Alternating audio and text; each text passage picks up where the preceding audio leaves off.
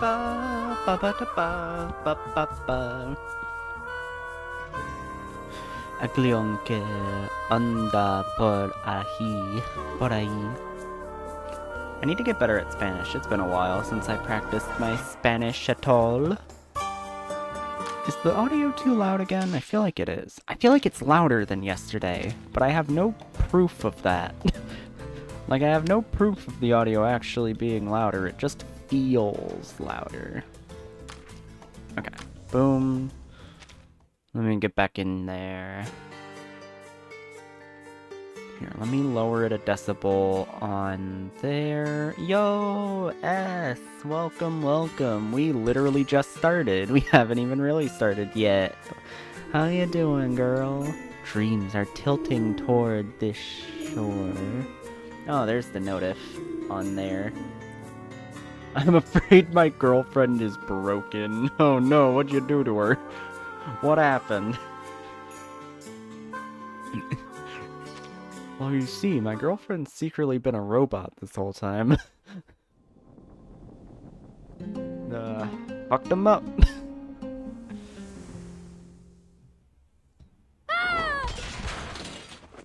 I just got out the box this way. Aw, damn. The teleportation ritual drops them mid-air, leaving Luggerhead to tumble to the ground in a clatter of metal. The auction has just begun. Impassioned words from behind the scene heat up the atmosphere, drawing every eye to the stage. Get up and quit quivering. Get up and quit quivering. They're selling a person up there. We gotta fucking hurry up. Oh, right. We need to look like regular guests here. Girl, Luggerhead, I don't mean to be, like, rude here, but I don't think you're gonna be able to fit in. You know, something about you just, just, I don't know. I think you might stand out a little bit. So, we take a seat, cheer and clap with the others, raise a paddle to bid some small amount that nothing will ever sell for. Yeah, get some good eats. That way, we won't catch too much attention. Just do enough to slip by. Reminds me of a movie from 1928. God, you're such a fucking dork. I love her. Shut it. Just shut it. I swear, if you bring up another movie plot, I will sock you. You're gonna sock me off? Well, I mean, I'm not opposed to it. Luggerhead just doesn't get it at all. Like, I didn't know we were close like that, but okay. Like, no, I fucking hate you. What? She only intended to get the camera-headed girl's nerves in check, but her sharp words catch the attention of a guest nearby. Pardon me, senoritas, but have you never attended an auction before? Pardon me, but I've noticed you not shut the fuck up. No. I mean, we kind of know what's going on, but... Don't you worry yourself over us, senora. Senora. Oh, don't get me wrong. I mean no offense. Actually, this is my first time too. This is also my first time participating in human trafficking. Teehee. Not so brushed up on the rules myself, let alone the Argos. The woman turns to them with a gentle smile. She fidgets with her handkerchief, looking a little lost. Then what brings a lady like you here? You were invited like everyone else, right? You must know you're on gang turf. Si, senorita, that I do know. However, I have my reasons for coming. Camila, my daughter, suffers from a rare disease. Her body rejects its own arcane power. Her blood is escaping her body. What? There's nothing we can do to stop it. It's crawling out of her body, trying to escape. We don't know what the fuck's going on here. I have visited every arcane doctor in the city, and not one of them has a clue. They take it as a horrible and unbreakable curse. My dear Camila, there's not much time left for her. Only a few hours with how much blood loss she suffered. Like, they're really crawling out of her. I don't know how to do this. Oh, I'm so sorry, ma'am. It's all right, truly. On one of my desperate visits to priests and witches, while I was searching after a rumor about a miracle cure, I happened upon some smugglers. They told And me I I'd knew find if what I was anyone could looking help for me. at the Turquoise Serpent Club. And now, The it Turtle seems spending Club? just a few pesos on some art could win me a chance to strike a deal with the biggest smuggler in the city. As long as I find a phoenix feather, there is still hope for my dear child.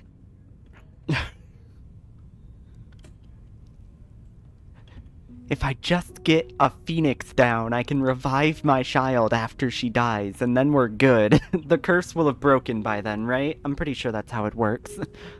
Another funny coincidence with Limpus in this game, the trailer for the next Limpus event mostly features a camera and a film projector.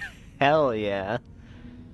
Oh, it makes a lot of sense. I guess film is on the mind lately. The collective unconscious has a few things in common there. The woman finds herself getting increasingly worked up, realizing she's on the verge of tears. She stops herself. Oh, where are my manners? I'm talking your ears off. You seem quite unlike the other guests here. We've all come here with a purpose. Some of us are desperate to achieve those goals by any means necessary. Please be careful. Please be careful. I do have a gun right now. Same to you, Senora. Hope your daughter gets better soon. Look at her cute little mouth. You just got a small... Muchas gracias. Ah, thank you. I'll look Is at that it when the raining stream is outside, done. or did a leak just spring? It suddenly smells damp. Oh. In the dim room, she clutches her handkerchief tight as her breathing grows heavy. What's happening to me? She can't breathe. Her audio got muffled. Oh, fuck. The camera-headed girl reaches out to steady the woman, but Ramona seizes her arm. Don't touch her. Something's off here. Don't touch her. She's gonna kill The you. arcane power squeezing her is too strong. It'll suck you in if you get too close. I see a lake, water, and something below. Oh, we're seeing how the serial murder does things. Awesome. So very deep. No, I showed up and gave my backstory just so you'd feel something when I died. Fuck. That's the worst character to be in any story. The worst character to be in any story is the sad, like, down on her luck character who's just like, oh, I just ran into the main characters. I should tell them what's going on with me and how things are going, and why do I feel like I'm dying now? Uh-oh. Whoopsie. Camila. Camila. Her gentle features twist in agony as she chokes for air. Rough gasps escape her throat like a broken bellows. Then, all at once, she stops breathing. No, no, no! Don't! Ma'am! What on earth is going on? Damn it! She collapses to the floor, drawing the attention of those nearby. The crowd draws a wide, panicked circle around her. Oh, what's happening over there? Someone's fallen! Dios mío! She's not breathing! Oh, she is drowned! Panic spreads throughout the room. Soon enough, every eye in the room turns toward the exorcist and the camera-headed girl. They were the closest nearby, so, must have been you. Yeah, we know arcane magic exists here, but, like, it was probably you two.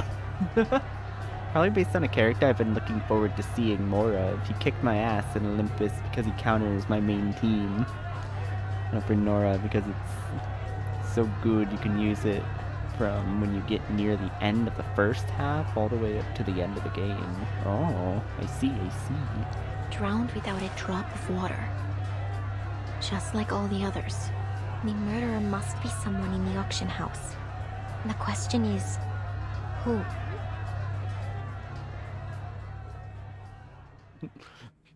It could be any one of us. Filthy murderer!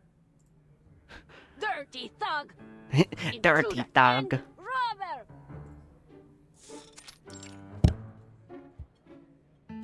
And now we're back to the little This mouse. room's a bit small for all 5, wouldn't you say? No, I think it could fit. Nah, Hercules, this room is huge. What do you mean? The unbothered murderer, thug, intruder, bandit, and robber raises an eyebrow. Are you finished with your whining? It's time for you to choose your interrogation method. I can give you some cheese and a little mouse trap to torture Good you news. with. You're in safe hands. I'm quite skilled at peeling people while keeping them alive. Ah, but you're not good at peeling mice while they're still alive. Gotcha, bitch! Bad He, like, news. bites her. I've never tried these techniques on a mouse. How about something more sleek? Modern? Electrocution, perhaps? Oh, fuck yeah, thanks, girl. She mutters to herself as she rummages through her case. Getting through all of her different torture methods she has, like, You know, normally this is just a toy I use to electrocute myself, but I'm sure on a mouse that, it probably could kill. At least the largest of them squeaks out. Stop! What kind of interrogation is this? Oh, there's multiple mice. Hold on, I gotta see the little mice trio. Fuck yeah, what are they in? They're in like a little box. They're in a little, like, play box. That's so cute. You haven't even asked a question! This is pure torture! Given your connection to the murders in the city, I think the means justify the ends. And you know what they say, the ends justify the means. You think I know which ones you're talking about? The club makes trouble disappear every week! You would think that I have any clue? Do you have any clue how little that narrows it down? But that's just how things go in this business. So please, Senora Giant, please calm down. I'll tell you whatever you want. Just ask me. Senora Giant. Alright, then I have some questions. Look at how cute she is. She's such a little stinker with how evil she is. I love her. She reluctantly puts away her tools, eyeing the mice with a half smile. How did you become Senor Perez? And what is the connection between the club and Manus Vindicte? And where do you ship your special mineral pigment? I need the type you smuggle for the Manus. Give me all you have, every ounce. That pigment. You're after it too. Everyone's fucking after this pigment.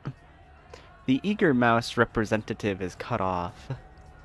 Something seems to have gone wrong in the audience. Screams and frantic footsteps follow. Senor Perez! Senor Perez! A guest has just died in the auction house. Can't believe someone had the guts to offer on our turf. Wasn't any ordinary death either. Folks are saying it's another of those serial killings. Oh no. The whole place is in chaos. We've got guests asking us to open the teleportation ritual so they can leave. Senora Luisa wants to know your orders. Wait, what are you two doing lying around here? You're supposed to be on duty.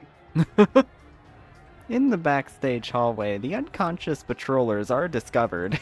A sixth Unfortunate. case, then. This should be interesting.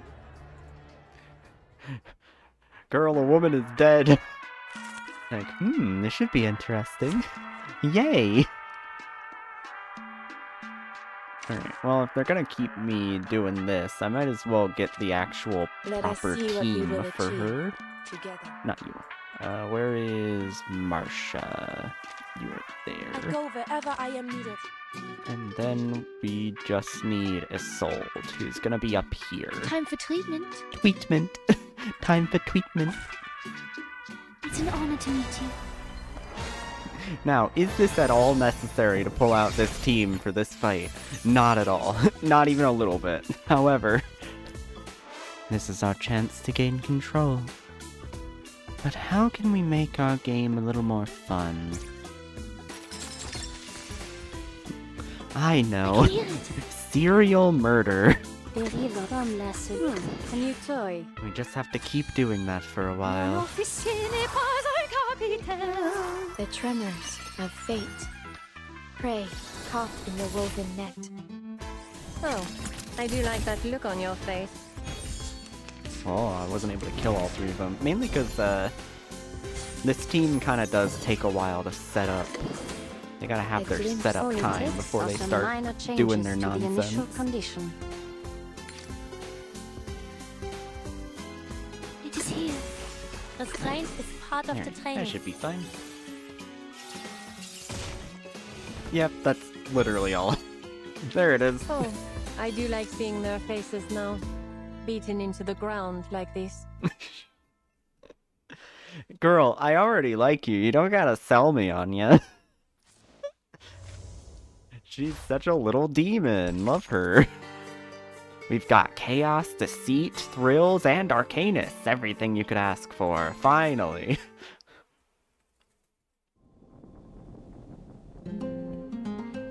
Scream. This isn't an ask. This is a demand. Please. Please scream. The reluctant detective strains to recall every detail amid the chaos. The murderer's gotta be somewhere in the auction house. That's the only way they could control their arcane skills so exactly.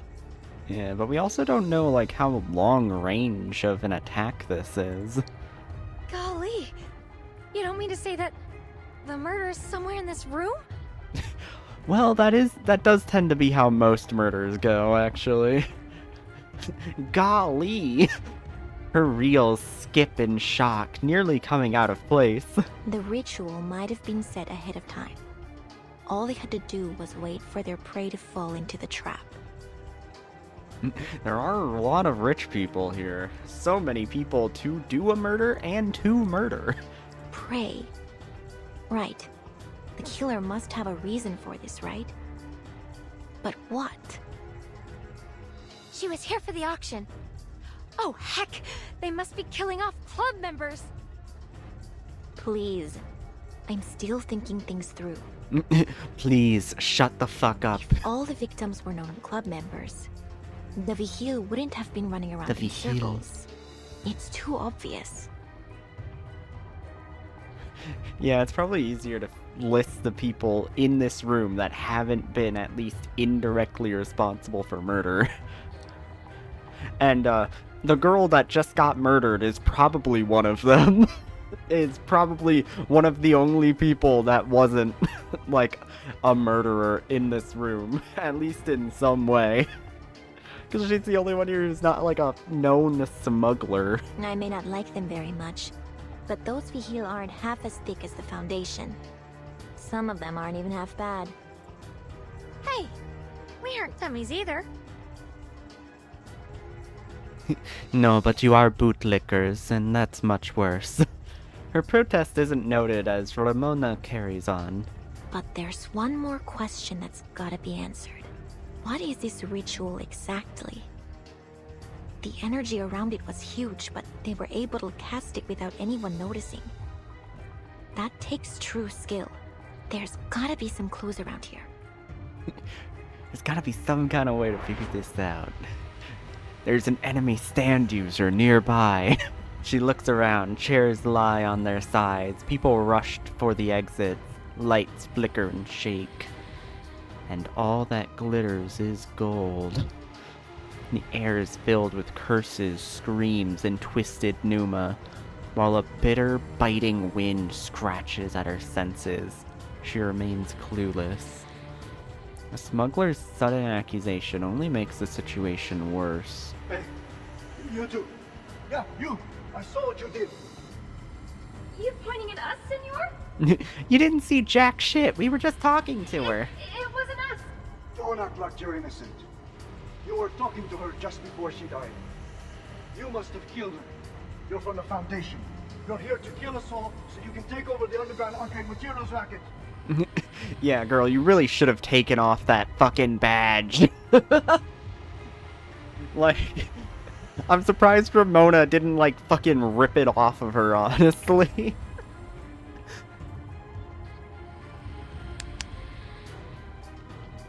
Ramona gives up her train of thought to deal with the escalating situation. See, this is why I didn't want you tagging along, metalhead. Hey, that's not fair! I've helped you a lot.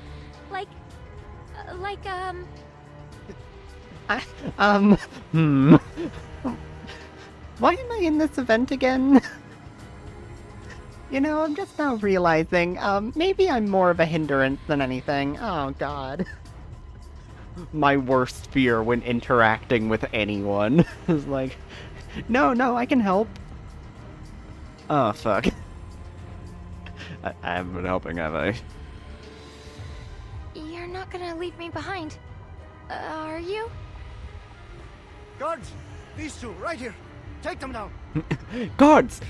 Kill this man! You're trapped in the Turquoise Serpent Club now. Kill this There's no robot! escape. They're trapped in the Turtle Club. But are they turtly enough for it? Oh my god, 20? God damn, okay, hold on. We should get rid of you for Noir. Documentary. About new genre for me. From the genre for me. Tell me when you made the job. Ah, right. her broken English is one of my favorites. She's so good. She is so very clearly Chinese and has not studied, like, has not gotten good at English yet. It's so good. This book? Or This book? this one? Need to reshoot. Trail's still warm. Alright, so we're just gonna have to shoot all of these idiots dead. Like a metaphor? Focus. Bullseye.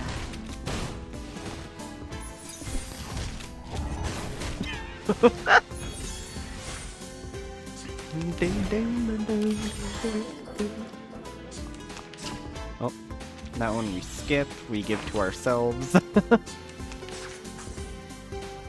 This Gotta book? love giving us our own bullshit. Gun's loaded. Cops. Need to reshoot. Alright. To read. We haven't done like a 20 enemy Don't fight miss the yet in text. this game. This is a weird one, Attention. honestly. Pick yourself up. Let's go. From the top. Don't normally get this many.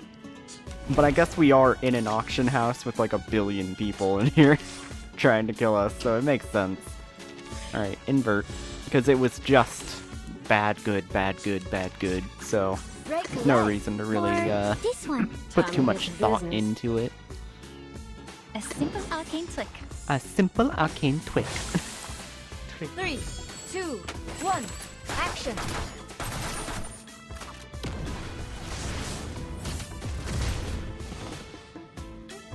Hold on. Psychiatrist at work. Psychiatrist at work. Love her, such a little goober. You little idiot, you're not a licensed psychiatrist. No. A girl can dream, you know. You can do this, Marcus. Trail's still warm. Need to reshoot. Or this one.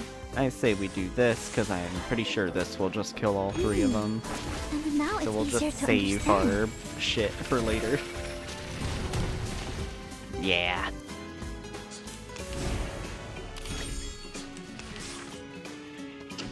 Infinite enemies. Oh, we're about to run out of fucking wheel space. This is unprecedented.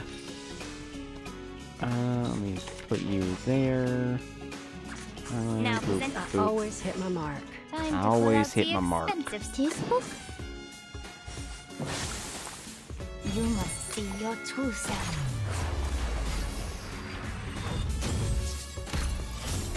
Yeah, hope y'all are having a good time today. You can I run, have but been, you can't hide. I've been feeling weird today, so I'm glad I'm feeling better now that I'm streaming. Oh yeah, turn it's always a sky. fun time to be around y'all. You really make me feel less lonely. Yo, a reasonable amount. Oh. Cut. What? 犀利喎！同我拍戲一剔過好少見㗎。Oh, I only had to hold out for 5 rounds. I was so ready to kill all 20 of them. I was so ready to kill all of them. We were basically done. Give me like 1-2 more turns and we're done with that shit. I hate fighting. I hate this bullshit. Another attacker falls. Out of breath, she lowers the exorcism tool she's been using as a makeshift weapon. I'm not a fan of making new crime scenes, especially when I'm the one that's going to have to take care of them later. Ugh. I have to fucking fight these assholes, and then later I'm gonna have to fucking investigate that woman's death, and oh my god. She's just like, oh, so much work I gotta get done. And you know what, girl? Valid. You're so fucking valid for that. We should actually hang out at some point, Josephine. I need to actually like bug you about it, but We gotta I get out of here sometimes before we get draw stuck any in more my own attention. head about things Light like them. that. Hey, metalhead! Luggerhead doesn't respond. Instead, her attention is drawn to a faint cry for help coming from the stage. Help! Oh, hey girlie. How you doing? My dear clubmates, do not leave me here all alone. Take me away, throw me back to the deepest, darkest corner of the warehouse. I promise I'll not say a word about it. That painting. She's an awakened. Yeah, don't worry, girl. You are never annoying. You're never annoying me. I'm lonely as shit. Whenever I get a message from someone, I'm excited about it. The club has descended into Bedlam, with no one around to pay any attention to the increasing frantic painting. Oh, Badia, I know you. You remember me, n'est-ce pas? The painting from the northwest corner of the warehouse, next to Antonia and the cactus cat. A grubby corner, I must say. Haunted, even. None dare walk it but you. You always volunteer to patrol the area, so the others call you a freak. Also because you have a camera for But a I head. know why. It's so that you can write those letters to your love in private. Oh, wait, maybe she... No, she's talking to a controller. I don't want to hear another word. Don't fucking talk to me! In the dim light and madness, the auction stage seems like an island of refuge. Can we take her with us? Her? You mean the painting? You out of your mind? She's in the middle of the stage with a goddamn spotlight on her. We may as well get up there and say, hey, come get us. Well, we already defeated like 20 people here. We can defeat a few more, fuck it. We gotta rescue her. And dying for a blabbermouth painting is not worth what I get paid. But Latham specifically doesn't see it that way because she's also an awakened. But we can't just leave her there. Yeah, I do like that a lot. Yeah, I get you. Trust me, I fully understand where you're coming from. Cause I try not to be like that anymore, but I definitely still have remnants of it from when it was really bad. Like, I used to be really bad with avoidance, and then I've kind of just like had to force myself to not be. And like force myself to talk to people more. It's been really difficult. She isn't just some arcane tool. She's a living arcanist. She doesn't deserve to be bought and sold like an object. Yeah, good shit, Luggerhead. Although, like, yeah, of course you would be saying that. You're also an Awakened, so she's like, no, we gotta save her. Like, what the fuck is wrong with you for not? Luggerhead charges onto the platform.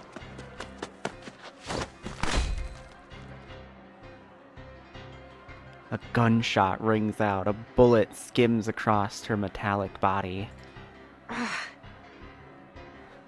Oh shit, there it is. It's violently shaking. Desvío pneumático.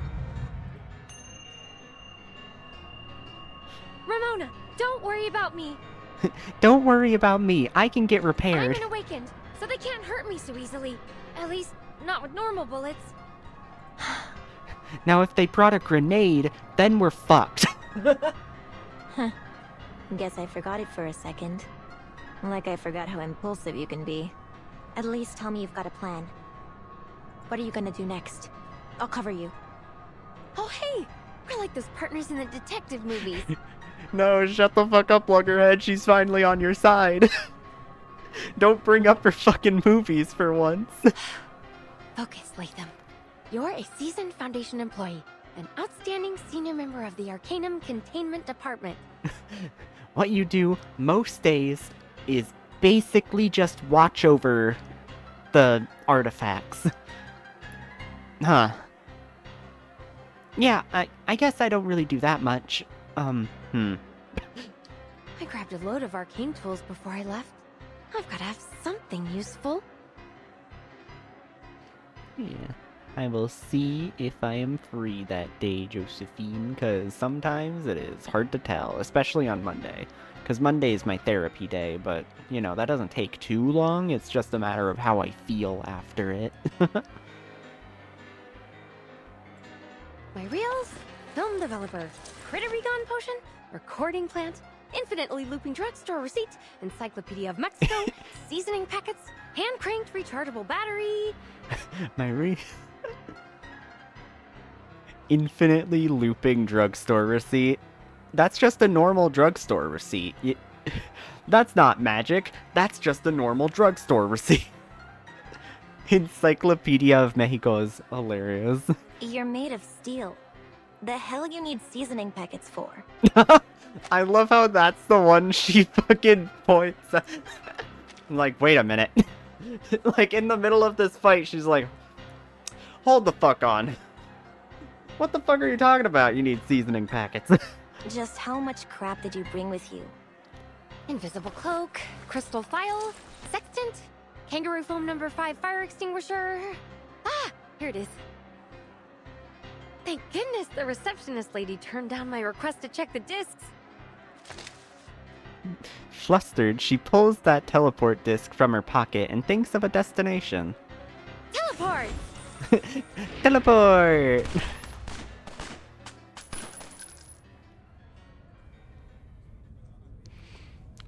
They disappear all at once from the scene, leaving the club in an uproar. Diablos! They escaped!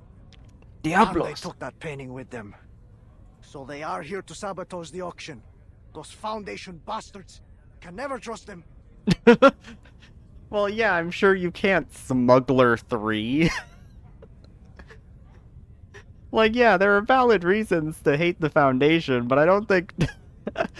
I'm not sure Smuggler 3 is thinking of this on that level. Damn, you can never trust them. Well, at least we're safe from them now. Still, seems like it's time to leave. Or is the auction still on? Are you letting us leave or not, Senor Perez? Have you lost it? This auction's a disaster. A joke, I tell you. I intend to have a long talk with Senor Perez after this. I can't stay here any longer. Por Dios, a woman just died. Oh, hey. Oh, hello, frightened guest. Who are you? We've never seen this character before. With the apparent murderers gone, the club settles into an uneasy quiet. Whispers spread. The people begin to search for an exit. At last, the club's security takes the stage and provides a necessary, if foregone conclusion. We're sorry to inform you that today's auction has been put on hold. Senor Perez was injured in the chaos and is currently unable to host the auction. Senora Luisa has asked us to take everyone out through the emergency exit. This way, señorita. Oh, thank you. I love her. She keeps playing new roles, and it somehow keeps working. Oh, and she has Perez in... She has Perez trapped. The frightened guest presses down on her case to muffle the alarmed squeaks coming from inside. Pardon the noise. I'm allergic to the glow of arcane skills, so I always carry some fresh mandrake with me. Their juice can ease the pain, though they can be a little rambunctious. Rambunctious. No need to explain, señorita. The Turquoise Serpent Club respects the privacy of our members. No need to explain. We don't actually care. Go through this door. It'll take you back to Central Mexico City.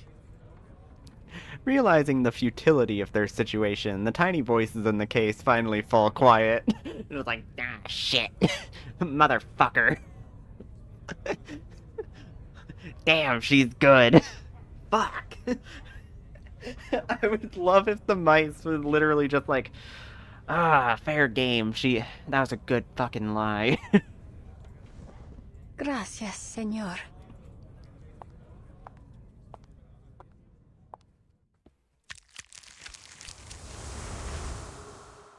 She's great. Love her.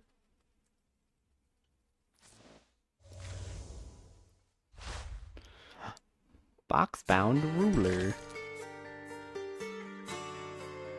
Even a paint box can brew a storm.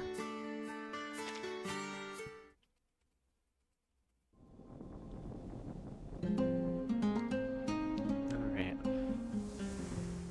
So now our two parties are separated again. Even though they were never really together, but they were in the same location. Very strange. Performers and audience members leave one by one. The wild night falls back into silence. Under the dark sky, a person carrying secrets takes a careful, winding path before knocking on the side of a courtyard gate. I've come as requested, Señorita Butterfly. I am sure that Señorita I wasn't followed Butterfly. by any... I have cameras set up. I would have known if you were. Shut up and get in. Shut up, get in here.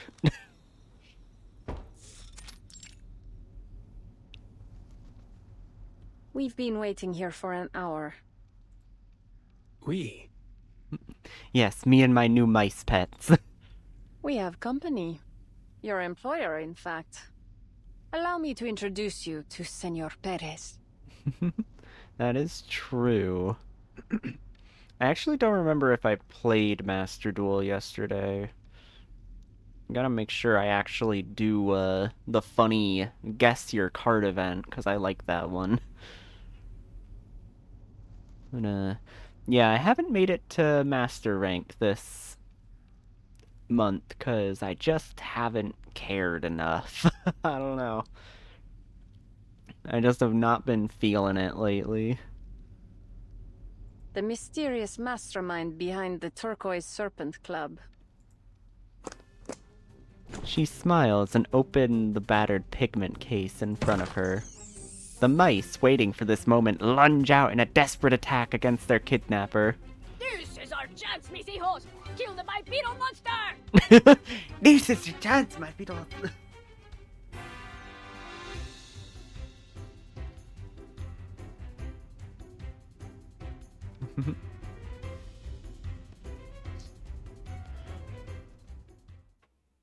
Oh wait, they're actually fighting? That's hilarious. What are you gonna do?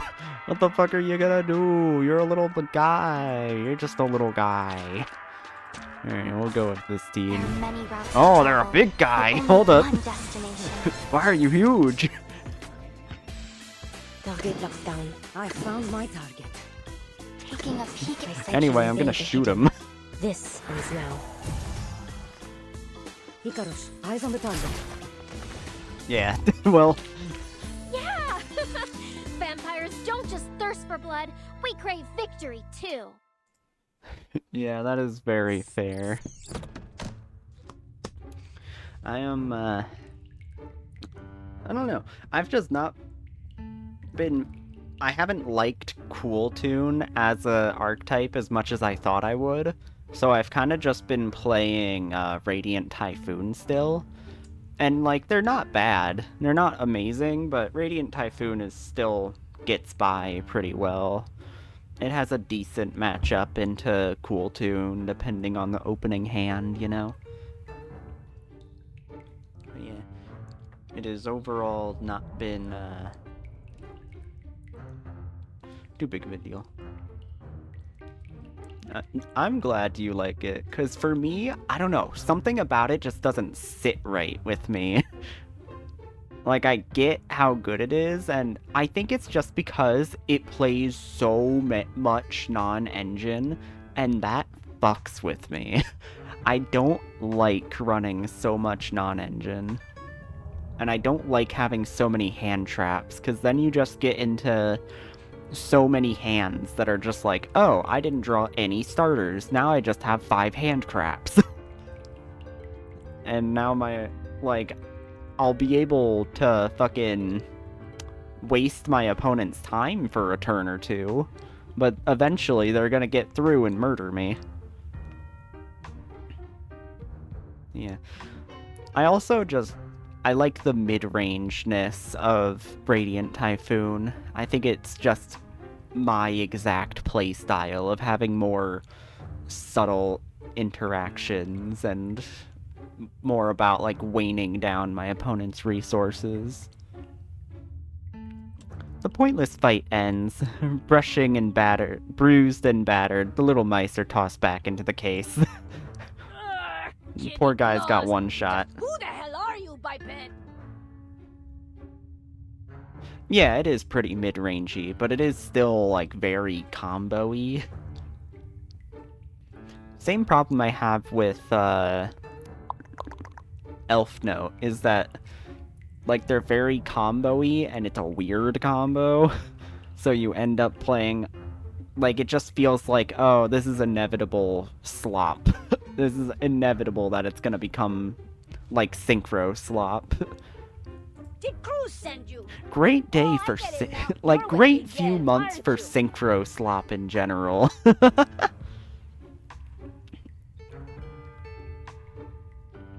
He's bent out of shape about the auction. Thinks I'm stepping on his block. How much did he pay you, huh? I'll offer double, no triple. Or are you with the government? If so, I'm open to negotiating a very handsome price for your cooperation. Are you with the government? It's hard not to find the sight of a rodent begging for its life amusing. I have to say, seeing people beg for their life in front of me actually kind of turns me on.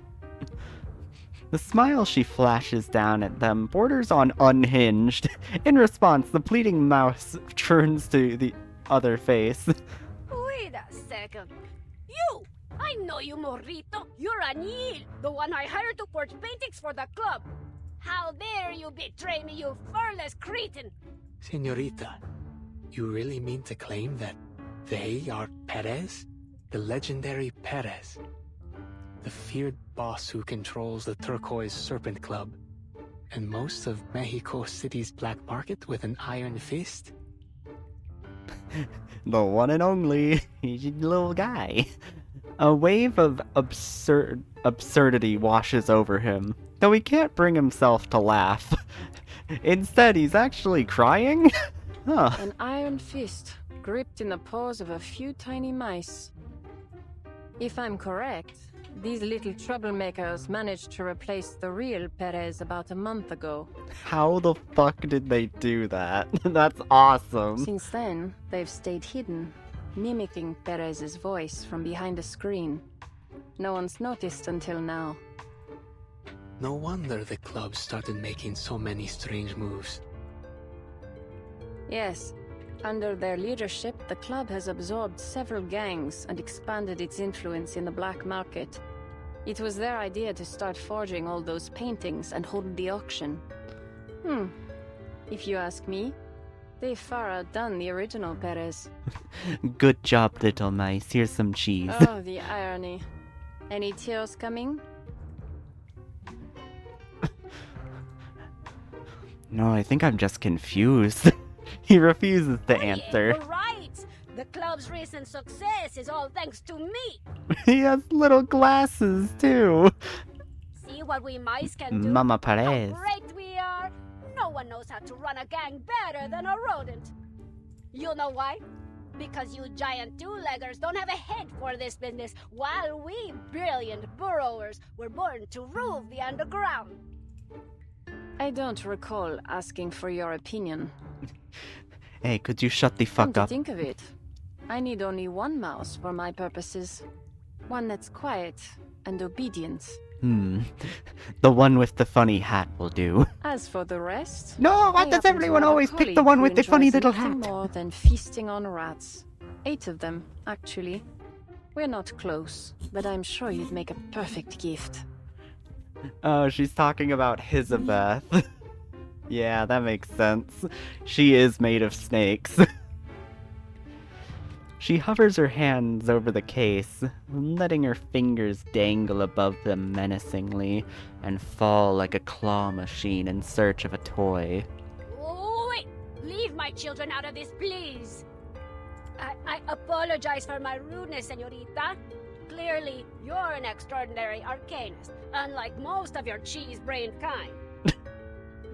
No, you are one of the good ones! Don't worry, I know how to not piss her off.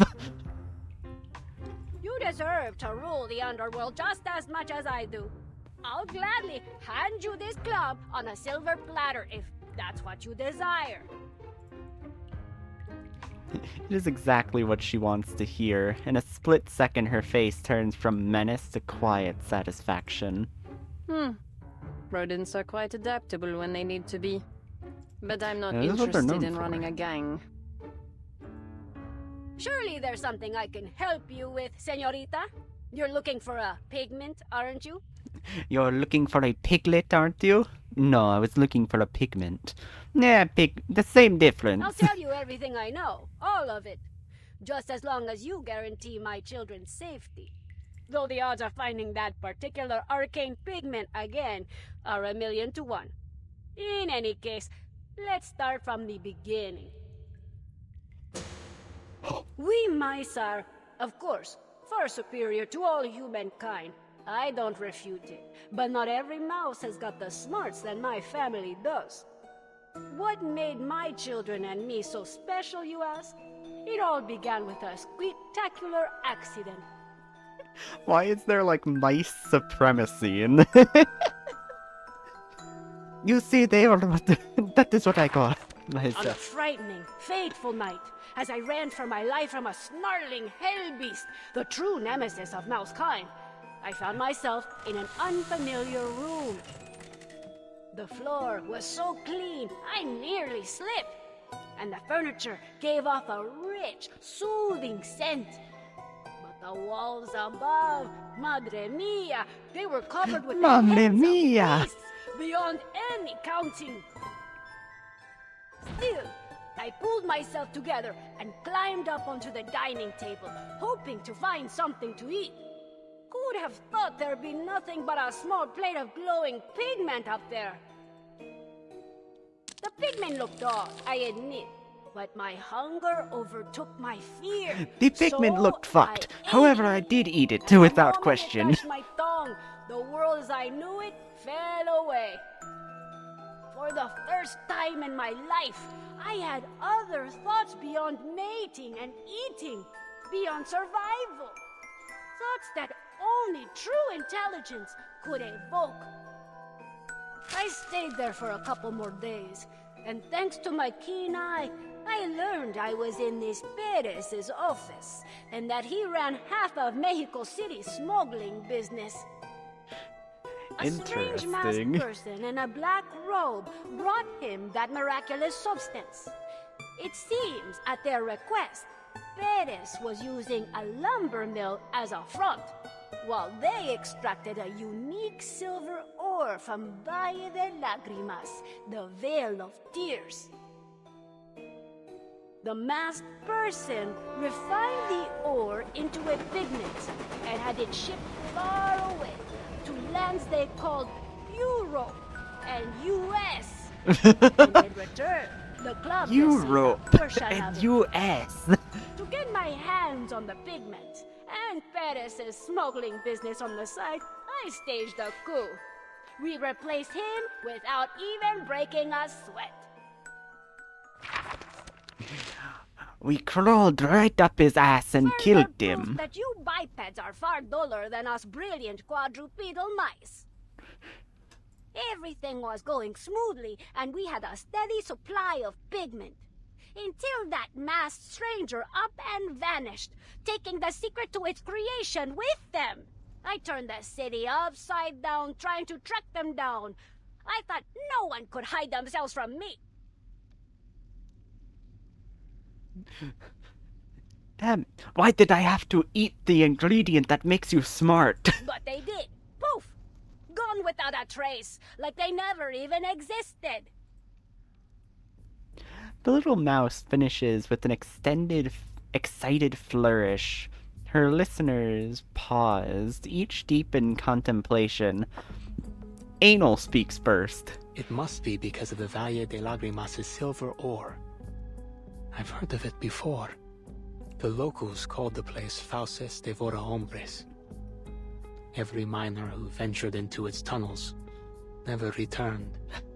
And we have fed so many miners to that place. You have no idea. In the 18th century, there was a massive mine collapse. No one's managed to find any silver there since. Rumor is the silver they found there shimmers with an extraordinary glow and is highly malleable. Two qualities that make it an exceptionally rare alchemical material. And apparently now we know if you eat it, it changes your brain chemistry. But I've never heard of it being made into a pigment, let alone it being used to grant mice intelligence. As I'm sure you've noticed, señorita, my children, they no longer speak as I do. It seems the intelligence granted by the pigment must be maintained through regular consumption. We have to keep eating it. Without it, It is they like a turn drug. back into ordinary mice, one after the other. The young mice stare up at their mother with blank faces, frightened but unaware. The same tragedy will befall me soon. I can feel it, whether in a month or a matter of weeks. No, I ate a won't let lot of that the shit, to happen. be fair. That explains your recent desperation. Rushing the auction, expanding your smuggling operation, all in search of a substitute for this arcane pigment. But your efforts were in vain. How sad. How sad. As she, flicks her across the room. Oh yes, señorita. You think rubbing salt in a victim's wound is fun? Yes, how did you notice? It is one of my hobbies. She's awesome. What can I say except she's epic? So, Manus Vindicte must have last appeared about a month ago. She puts it together quickly. All of this must have happened shortly after the storm reset the era in 1920. Oh, to the 1920s. Manus Vindicte arrived, already aware of the hidden mine that they had yet to be discovered during this period, with the alchemical knowledge necessary to refine its bounty into the very mineral pigment that she had been searching for. The Institutum researcher weighs her next move. I will help you, but you need to tell me the exact identities of every Manus member who's dealt with the club. Well, it's not that I don't want to tell you, but even I, the ever-resourceful Perez, know little about them. I doubt you'll be able to smoke them out either. They were always wearing a mask, and I didn't really care that much to delve deeper. Still doubtful, but very much cowed with fear, she takes out a list very much cowed. Yeah, cowed with fear. She takes out a list and hands it over. Calvaire, Richard Lenoir, Ledru Rollin, Fitzwilliam, Terra, Diggers. Diggers. I love all of these very foreign sounding names. And then Diggers. Just aliases. Like all of these not their real eccentric names. ass names. Deliberately cryptic aliases at that. Freakish bipeds. They came to this city discreetly. Diggers disguised isn't as a menace, is he? journalists, Maybe or he some is. I don't harmless remember that. Arcane Society members. They never stayed long. Once a batch of pigment was ready, they vanished soon after. I even asked a friend in the government to help track them down, but they couldn't find any trace of them. We found an uno and a dos, but they left without a trace. Yatata! She just squishes Miss Perez. Lawrence Butterfly scans through the names, searching for a glimmer of recognition. Fitzwilliam. Where else have I seen that name? Besides Pride and Prejudice. It's William. That fellow claimed to be a cultural journalist who came to the city to write reports about local festivals. He isn't just good with a pen, though. He's a skilled smuggler. So skilled, in fact, that his slippery fingers also made off with quite a few valuables from my club. No, you idiot. Those aren't slippery fingers. Those are sticky fingies. They got their sticky fingies all over my shit. Ah, yes, that report. It seems likely that to get the foreign diplomat to agree to the interview, he offered him something from the club as a gift. Our Mr. Darcy has already left the city, but the diplomat will stay until the end of the festival. The key to everything lies in that gift. The gift? Why bother with that? Isn't the pigment what we're really after? Or do you mean the diplomat is a menace number 2? Is the gift itself the pigment? Once we find the answer to one, we'll uncover the answer to the other. Maybe. Probably. I just want to get your hopes we're up. on the right track, I'll do all I can to help you out. Our grand operation to retake the pigment will start at sunrise tomorrow. No, make that now. What are you waiting for? Free me so I can gather my men and... So I can gather my men You're not and... going anywhere, Senor Perez. The correction comes with a cold smile. You won't be part of this operation. And don't even dream about freedom until I get my hands on the pigment. Better pray I solve this before you lose the last of your wits like your kids. No! You can't do this to me, you two-legged demon! You two-legged demon!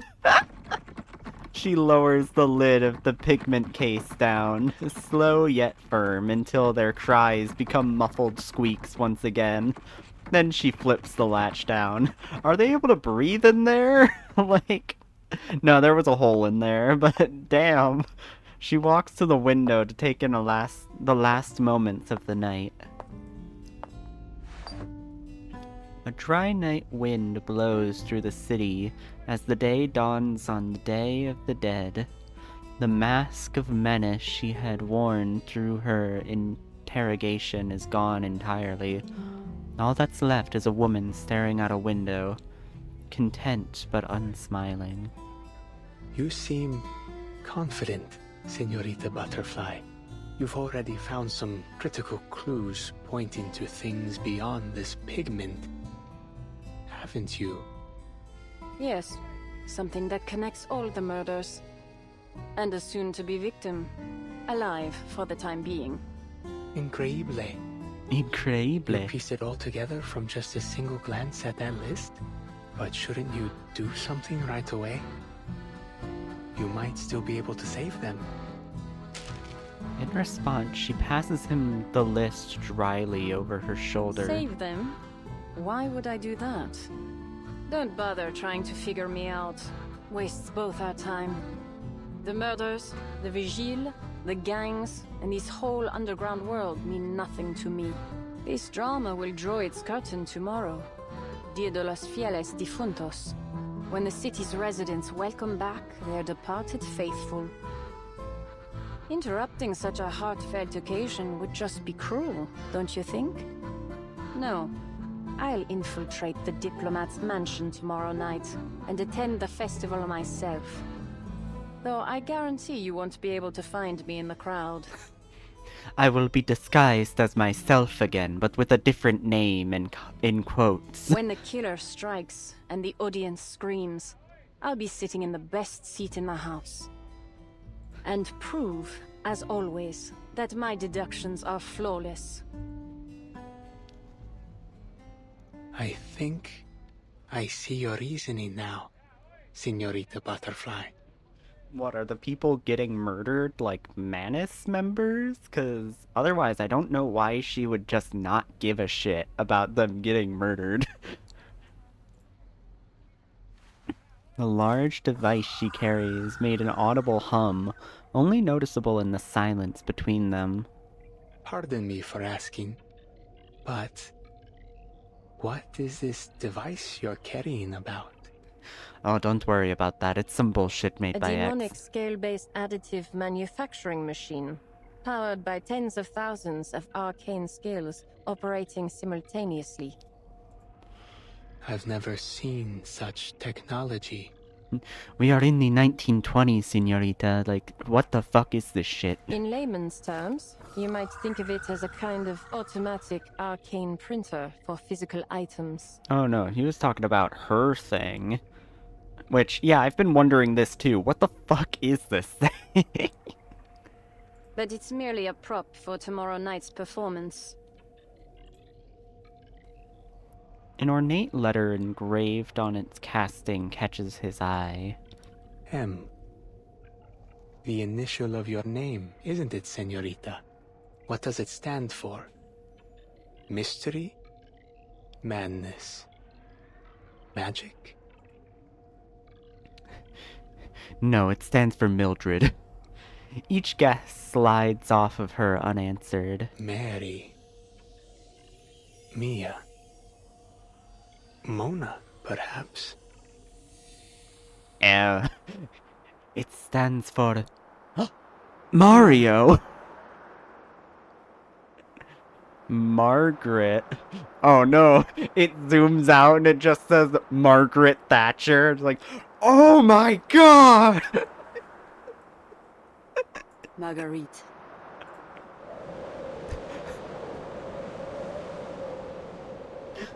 You are a demon after all!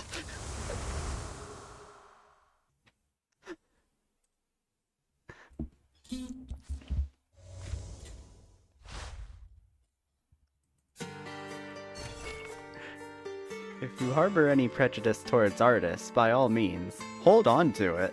Fuck them. Fuck them, artists. Oh, okay. This is the list of the people and when they showed up. Okay, the smuggling list. Yeah, just joking. Nah, I was just fucking around. Who the hell's out here?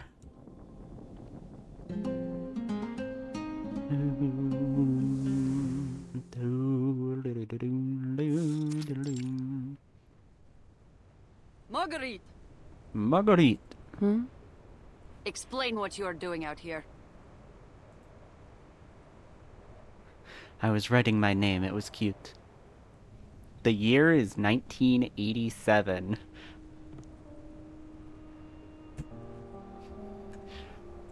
Well, just after the second storm. Okay, so this is after the second storm. Interesting. But, was that the storm of 87? A cold wind sweeps across the Siberian ice fields, lifting snow from the frozen ground and carrying it far away.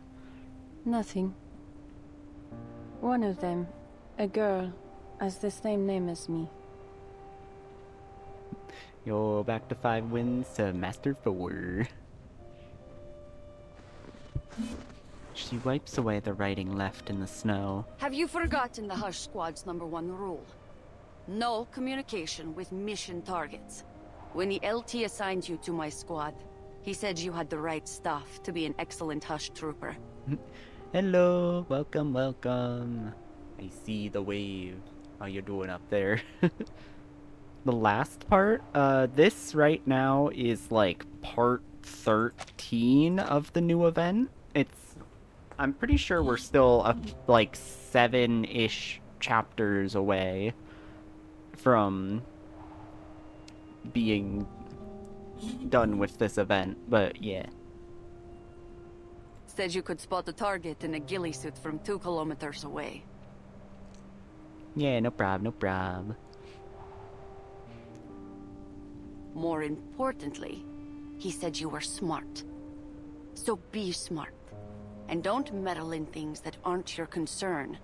More Understand? importantly, he said you are smart. So stop being fucking stupid and caring about people.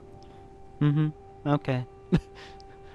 Those cold, dead eyes. Love that. Break's over. Let's move. Margarita lifts her rifle and trudges behind her commander into the blistering wind. At last, they arrive at the transport vehicle. 4 games in a row What's of either going on? second Why and aren't we getting moving? fuck all, or the opponent having droll. Yeah. Yeah. Droll and bug. That's one of the reasons, actually, that I really like Radiant Typhoon. Because Radiant Typhoon can very easily play around, like, at least Fuwa. Fuwa you can play around pretty easily. Bug is a lot harder unless you have the right hand for it. And, Killer Toon can kind of do that, but not as well. Yeah.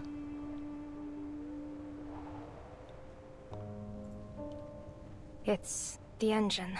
Not even our warming incantation can manage against this cold. It might is have too to stop cold and spend the to night warm. here. The subordinate reports, shivering. Unacceptable! We're still at least 3 days from the Loop Laboratories relay station. We can't afford to lose another.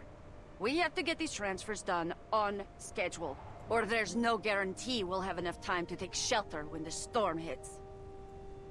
But I think the deserters need some time to rest as well. Most of them have fallen ill. If we All keep of them going are like dead. this, they might not make it to the destination. I Fuck 'em. think they could use some sleep and proper medication. That is above your pay grade, Trooper. We were ordered to transfer these deserters, dead or alive. Their commander snaps at her before she can finish. Marguerite, go fix the engine. I'll contact command to confirm the location of our nearest post. I want this convoy burning rubber by the end of the hour. Understood? Just magically fix it. Fuck you. Yes, ma'am. Alright, I'll just do that then.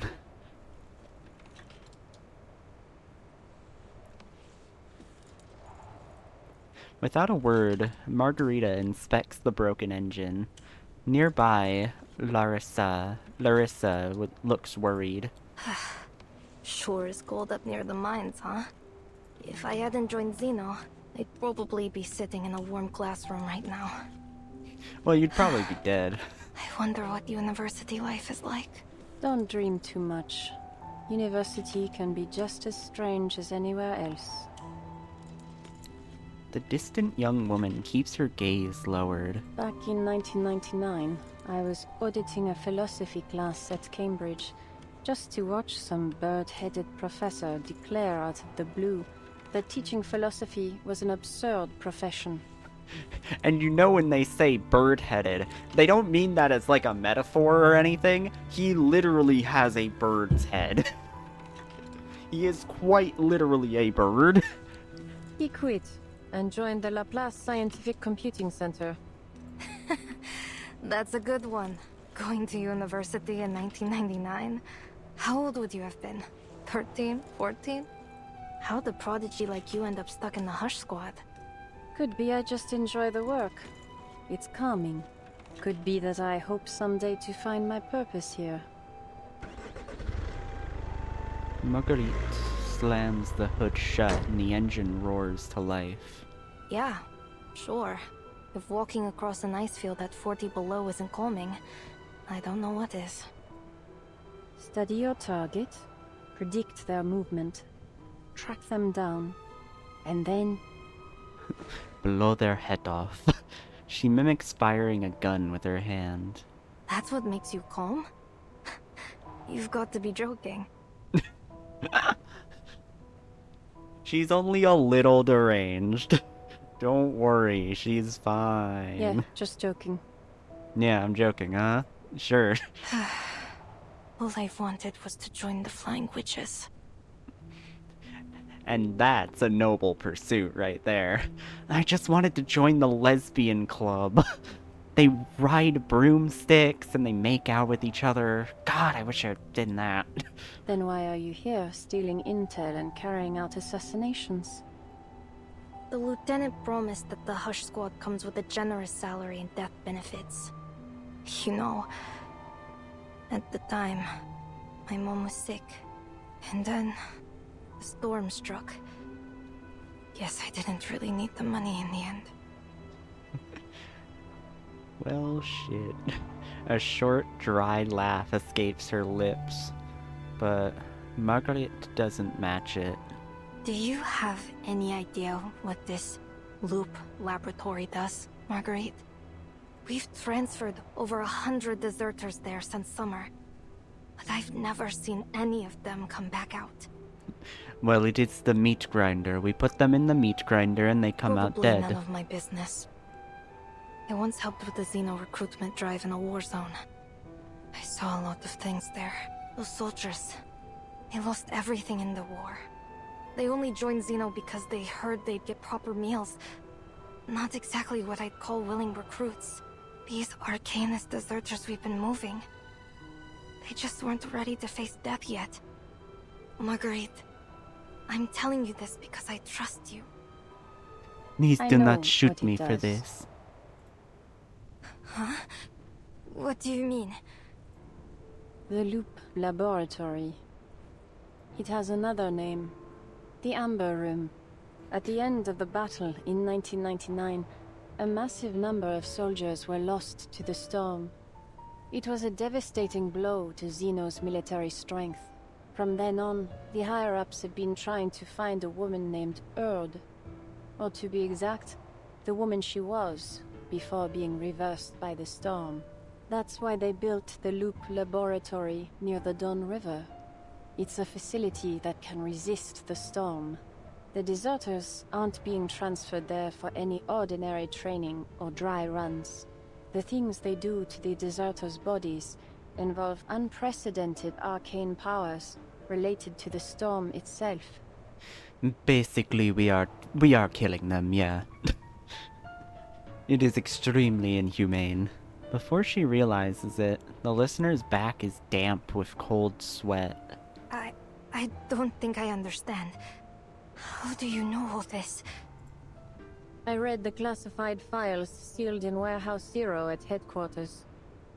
You went into Warehouse Zero? They could have shot you just for stepping in there. Tell me you're just joking. Okay, I was joking. You got me again. Larissa breathes out a sigh of relief. I've got another joke. Sometimes I eavesdrop on Xeno's encrypted telegrams. Just for fun.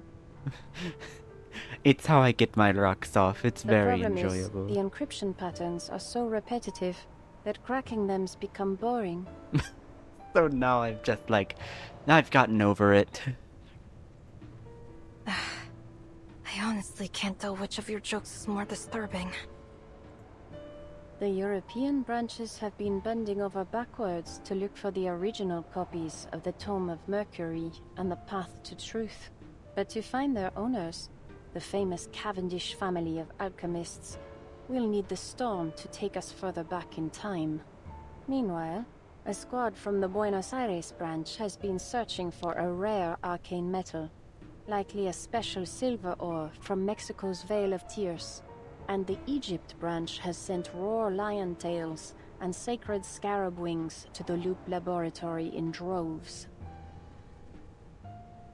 Larissa searches for some clear meaning to what she's hearing. But what does all this mean? What are they trying to achieve? I'm not sure, but one thing's for certain. It's all connected to the Loop Laboratory's arcane experiments. They're trying to unlock people's brains to what they were before the storm. To find the truth behind the storm. All those experiments. They must have found something, right? No, they haven't found shit. No, Larissa, not even close. Her face is expressionless, emotionless, almost blank. All signs point to a goal coveted by every alchemist, a feat humanity has never succeeded in achieving. It's hardly surprising they're still groping in the dark, looking for a key object. A step, or more likely, a person. And these so-called deserters? Fodder. Even if they survive the experiments, they'll just be thrown out to face the next storm. No way. Oh, fuck. I probably shouldn't ask, Marguerite, but what did you mean by so cold? Marguerite seizes on the question, reading her comrade's nerves with her eyes. You've guessed already, haven't you? Yes. What? What are you trying to say? That these poor wretches are anything but deserters. Apparently, they were unfortunate enough to meet the experiment criteria, so Zeno fabricated their desertion charges and had them sent to the laboratory. Holy! Well, we are finally getting even more shit showing how evil Zeno and the Foundation is behind closed doors. Very nice to see, because it is very much a conflict between two incredibly evil parties, and then in the middle of that, you have the people trying to work outside of that to fix things and make the world better. So, you know the truth. It's just like the government. What are you going to do? You see, Manus Vindictae are the Republicans, and the Foundation is the Democrats. If you look at it from this lens, this game actually makes a lot more sense. She has her on the edge, precisely where she wants her to be, but it isn't quite enough yet to push her over. I don't know. I need some time to think. In any case, I think I'll take some time to give the deserters... I'll give them some medication so they can at least survive the journey there. I know you won't stop me, Marguerite. Marguerite shrugs. The hush trooper unlocks the truck. Inside, thin, sickly teenagers huddle together for warmth. Larissa, will we be there soon? Everyone's in bad shape. But we've agreed among ourselves we don't want to cause you any more trouble. Really, Fomar and Stepano are asleep now. I just hope their fever subsides. Don't worry. We'll reach our destination in just a few days. There'll be a warm place to stay, and plenty of soup and bread. And then you will be experimented on and thrown out to the storm. Sylvia, good luck. Could you help hand out these antipyretics to anyone who needs them? Oh, of course. We really can't thank you enough, Larissa. Footsteps crunch behind her, carried by the whipping wind. All right, we just made contact with the Foundation's Far East branch and... Larissa, Marguerite, what the hell are you doing? What the hell are you doing? These deserters weren't your concern.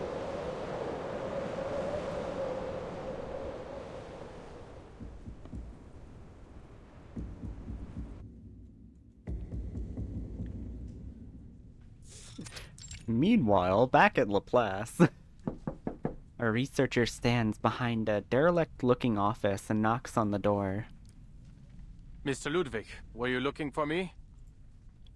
I know I'm a little early, but if I had waited any longer, I would have been caught up by my bothersome fellow researchers again.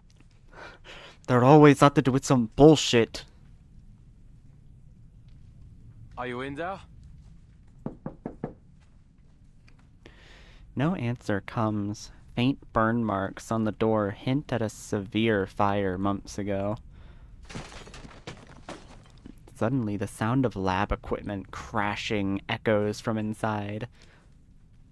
Mr. Ludwig? Ludwig?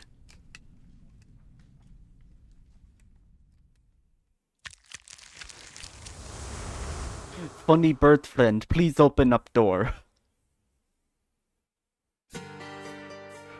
Okay, so that was all a little flashback for our girl here.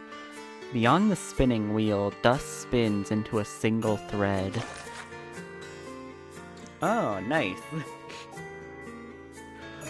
Glad we intercepted this. Research confirms that the truth behind the storm is very likely tied to a high-value target known as Erd. Our primary objective is to locate and make contact with this individual. No, we are seeking the original her prior to any influence from the storm. The identity of any previously existing individual holds no research value. No, any presently existing individual holds no research value. High Command has established a faculty known as the Loop Laboratory along the Dawn River, codename Amber Room. Its existence is classified at the highest level and is to be exempt from external inquiry of any kind. The Loop Laboratory has achieved structural immunity to the storm. Per orders, deserters have been transferred to the faculty to undergo arcane experiments. All procedures are to be directed, documented, overseen by our personnel only. All branches are hereby notified of the following resource allocations. Reminder, the Loop Laboratory is our highest priority.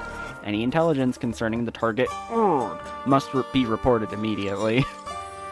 Okay, so they're doing what our government does to individuals, and it's like, anyone we don't like, we can just label as a deserter. Fuck it. Fuck them.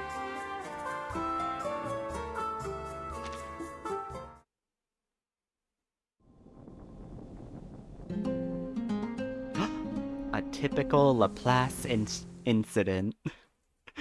Off on our C plot, there's a typical Laplace incident. The substitute director immediately considers many possibilities. A lab accident, time travel, unstable alchemical elements. Really, it could be anything. We got so much bullshit going on. He pushes the door open and bursts inside.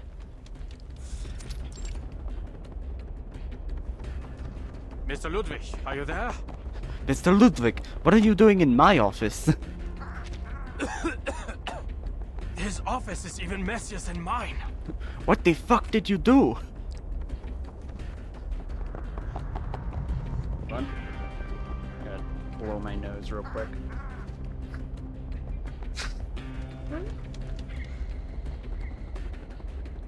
Ugh.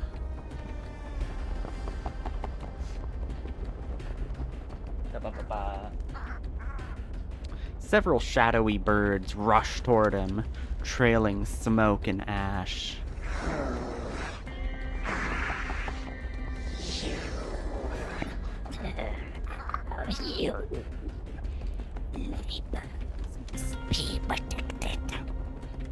Oh.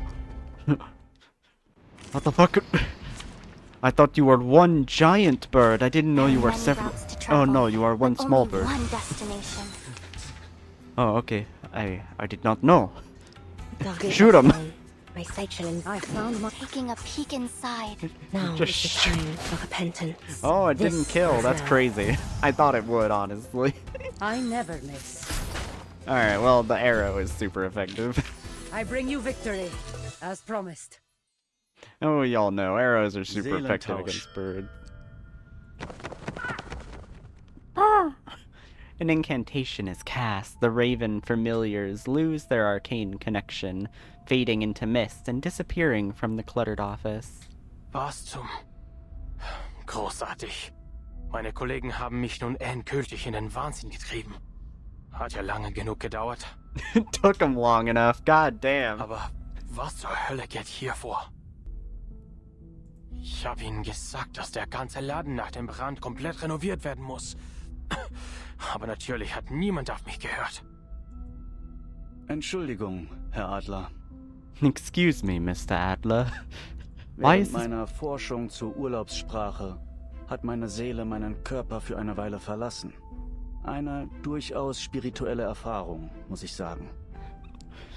Good day, Mr. Adler. Why are we suddenly not in English anymore? Seitdem hat sich meine Seele angewöhnt, völlig zufällig in meinen Familiar überzuspringen. Wie Sie sich vorstellen können, ist das gewöhnungsbedürftig. Und es bringt die Erinnerung ziemlich durcheinander. Oh, don't worry about that. I'd randomly transform into a smaller bird. Diesmal ist es passiert, während ich gerade Akten sortiert habe. Besorgniserregend, gelinde gesagt. Vielleicht hättest du doch etwas länger im Genesungszentrum verweilen sollen. Ach, keine Sorge um mich. Ich hatte meinen Anteil an Forschungsunfällen. Gehört alles zum Beruf. It's all part of the job. What, you lose a few limbs, you can just grow them back. I'll just turn into a bird, we'll be fine. He takes a moment to straighten his collar. More importantly, Mr. Adler, have you made any progress on the arcane pigment investigation since our last meeting? Be it from Institutum Lorenz, or the Foundation investigator dispatched at our request. I did receive a report from Miss Latham 2 days ago. She has made contact with the local Vigils Bureau. Apparently, some arcanist criminal organization is operating an extensive smuggling ring within Mexico City. It's been hindering her investigation in a number of ways. And there's no way around it. She's going to have to make out with Ramona. I do hope the Vigils look after her. Well, actually, we got report that they've completely abandoned her at this point in the story. My thought exactly. I've made clear that her own safety is top priority. She should be under the Vigil's protection now. While we're ruminating on the topic, there's something I feel needs clarification. I had thought the pigment investigation was a request from the staff committee, but you're the only member who has shown any interest in its progress. The request came directly from you, didn't it? Well deduced, Mr. Adler. You've heard about the conflict between the internal factions of the Foundation, I assume. Inevitably, its impacts have affected Laplace as well. You've heard about the conflicts that are always happening here, just every fucking day. After I woke from my coma at the rehab center, Commissioner Pedra paid me a visit. He warned me that over half of the staff committee supports the proposal of a comprehensive policy reform at Laplace. Should it pass, Laplace may lose its independence and become a full subsidiary of the Foundation. He asked me to join the staff committee and oppose this policy reform. I agreed. Ach so. Then if Laplace develops enough groundbreaking storm technologies before the Foundation does, we can turn the tables on them. And we can make the Foundation our subordinatory. Yes. But we don't have much time. Sure, I guess we could do that. Their hawks are gaining support from more commissioners as we speak. For now, all I can do is delay the proposal's review process. But oh boy, can I delay that forever. I'm going to gish gallop the fuck out of them. Typical politics. You once led the Plesetsk branch, Mr. Ludwig.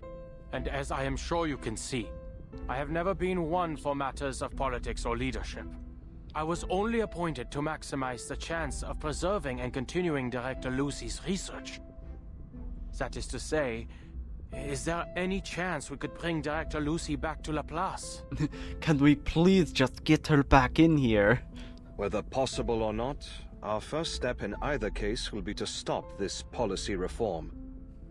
If Miss Latham's investigation yields no significant progress soon, All we can do is wait for good news from Lorenz Butterfly.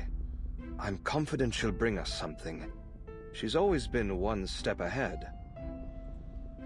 You sound quite certain of her. But we know nothing about this Lorenz Butterfly, aside from a few unorthodox papers and provocative letters. The bird-headed scientist chooses to remain silent, but the cryptic response proves a poor choice when dealing with an expert cryptologist. Wait a minute. Unmöglich. Unmöglich. You know who Lorenz Butterfly is, don't you?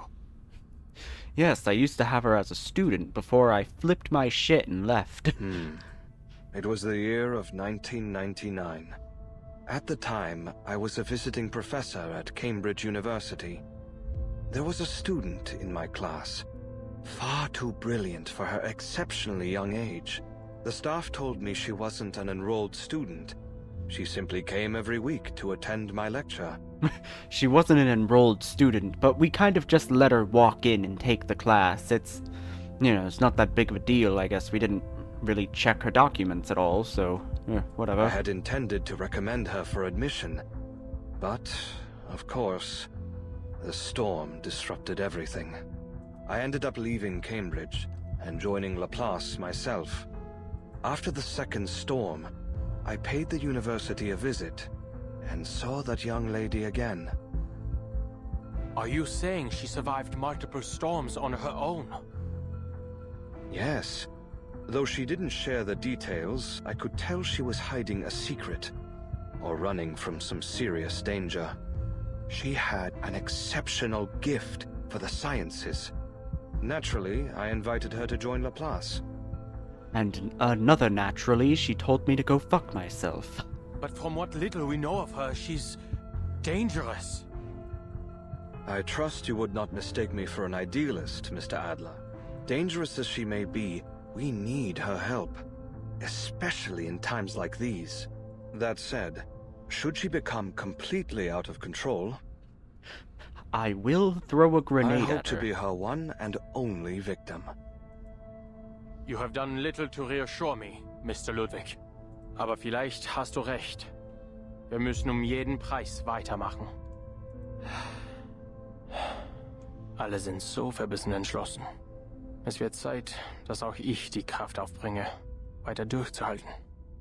It's German I will time. continue to monitor Miss No, Latham now it's progress. English time again.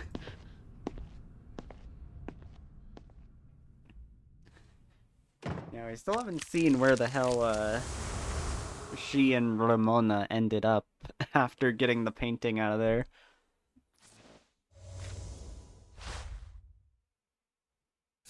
Oh, let's see. Don't mess with bees, especially the arcane ones. There are bees? The patient recently suffered a severe episode of during his research on holiday language.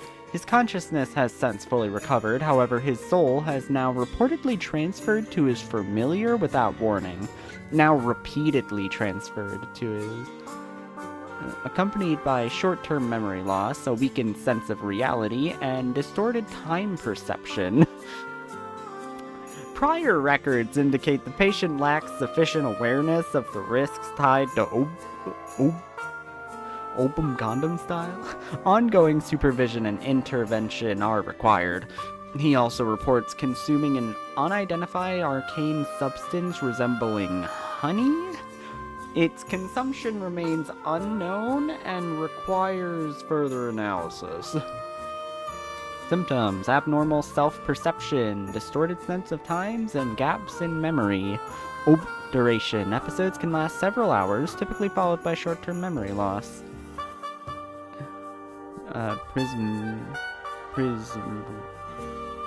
Picrasmic candy, complementary medicine. No sufficient improvement observed. The patient's only feedback concerned the taste.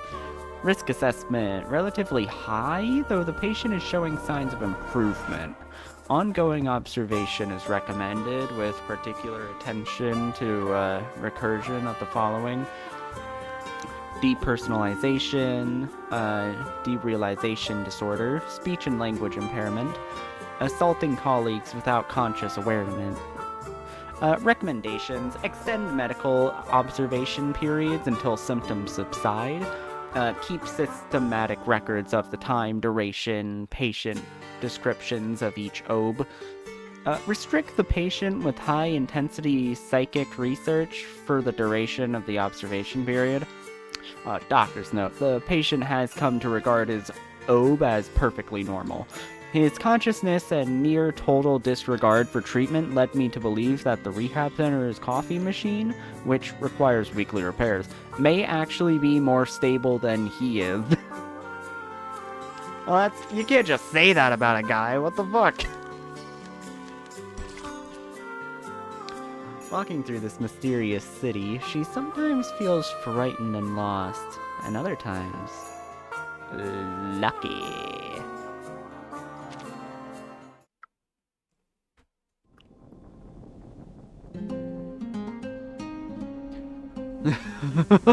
Oh my god, that happens way too often. Holy shit.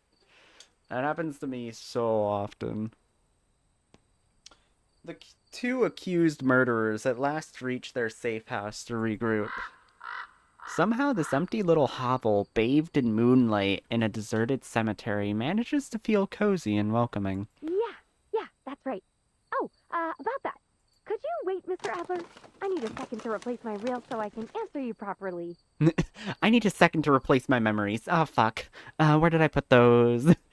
Luggerhead speaks into her communicator. Beside her, Ramona sets down their fellow escapee and begins carefully cleansing her of the dirt and dusty footprints she had gathered in the fight.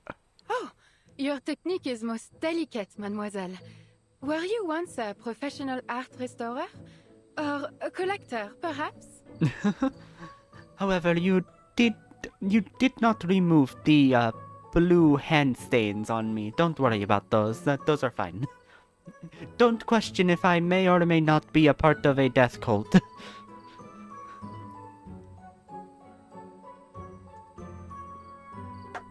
Alright, I'm gonna drink real quick.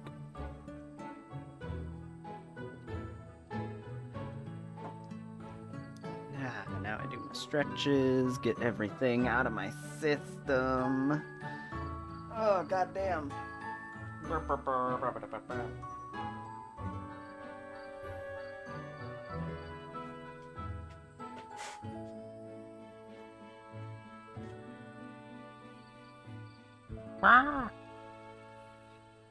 No, none of that. I can't say I've got much experience with art. I just expel arcane energy from crime scenes. Is that so? Well, you should know that I happen to be carrying quite a number of murder weapons and a few corpses within me. Awesome! Great stuff, girl. Like, that's pretty epic. We did it! The three of us made it out of the serpent's den in one piece. Smile at my camera and say cheese! Cheese! Hey, you know what? This reminds me of the Three Musketeers. We're just like them. Oh, if only I could keep investigating with you guys. Girl, you get attached so quickly to people, and I love it. I love how quickly she gets attached to people. She's so cute. If only. You got other plans? Ramona notices the uncertainty in Luggerhead's voice.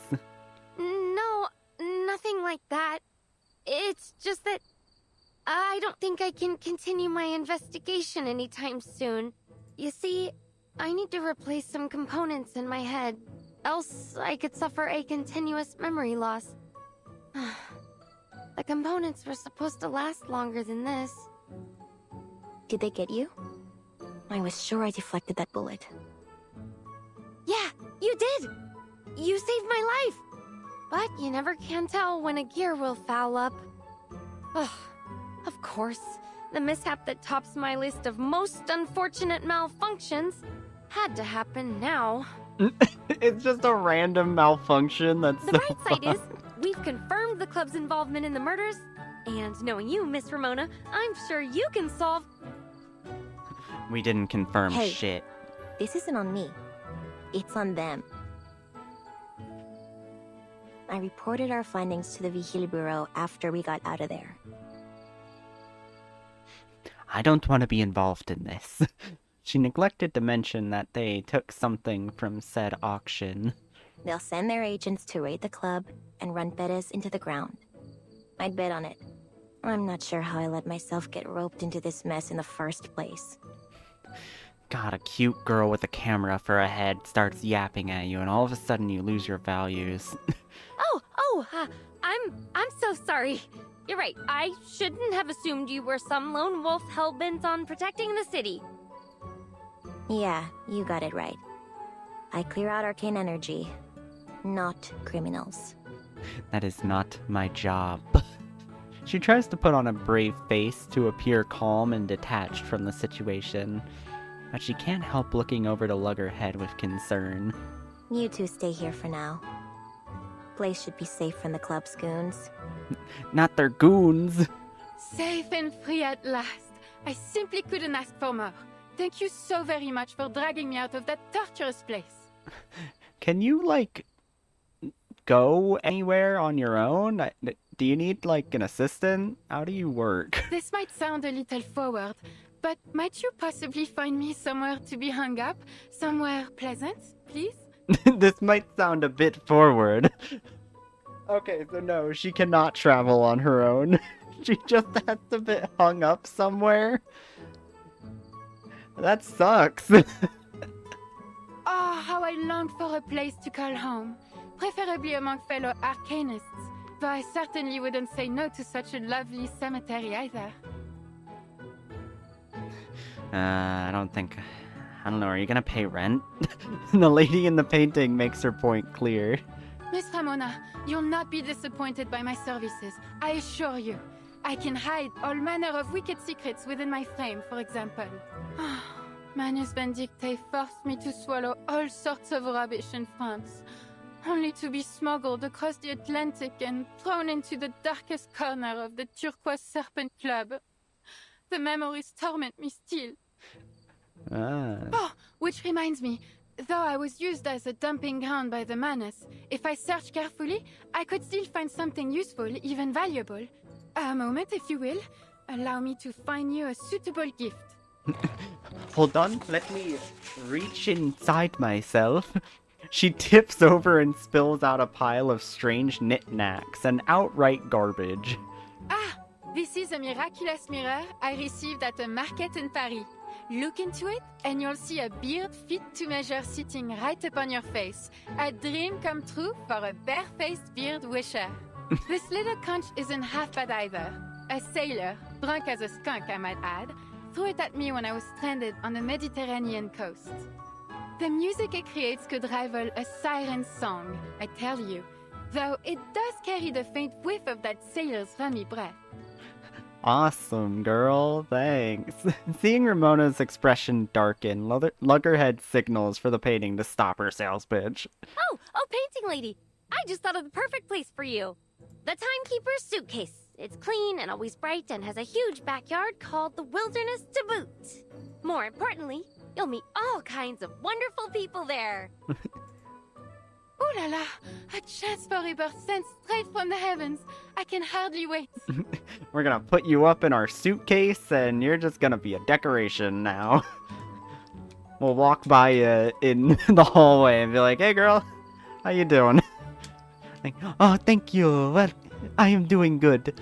Do I need to, like, eat or consume anything? I do not know how this works.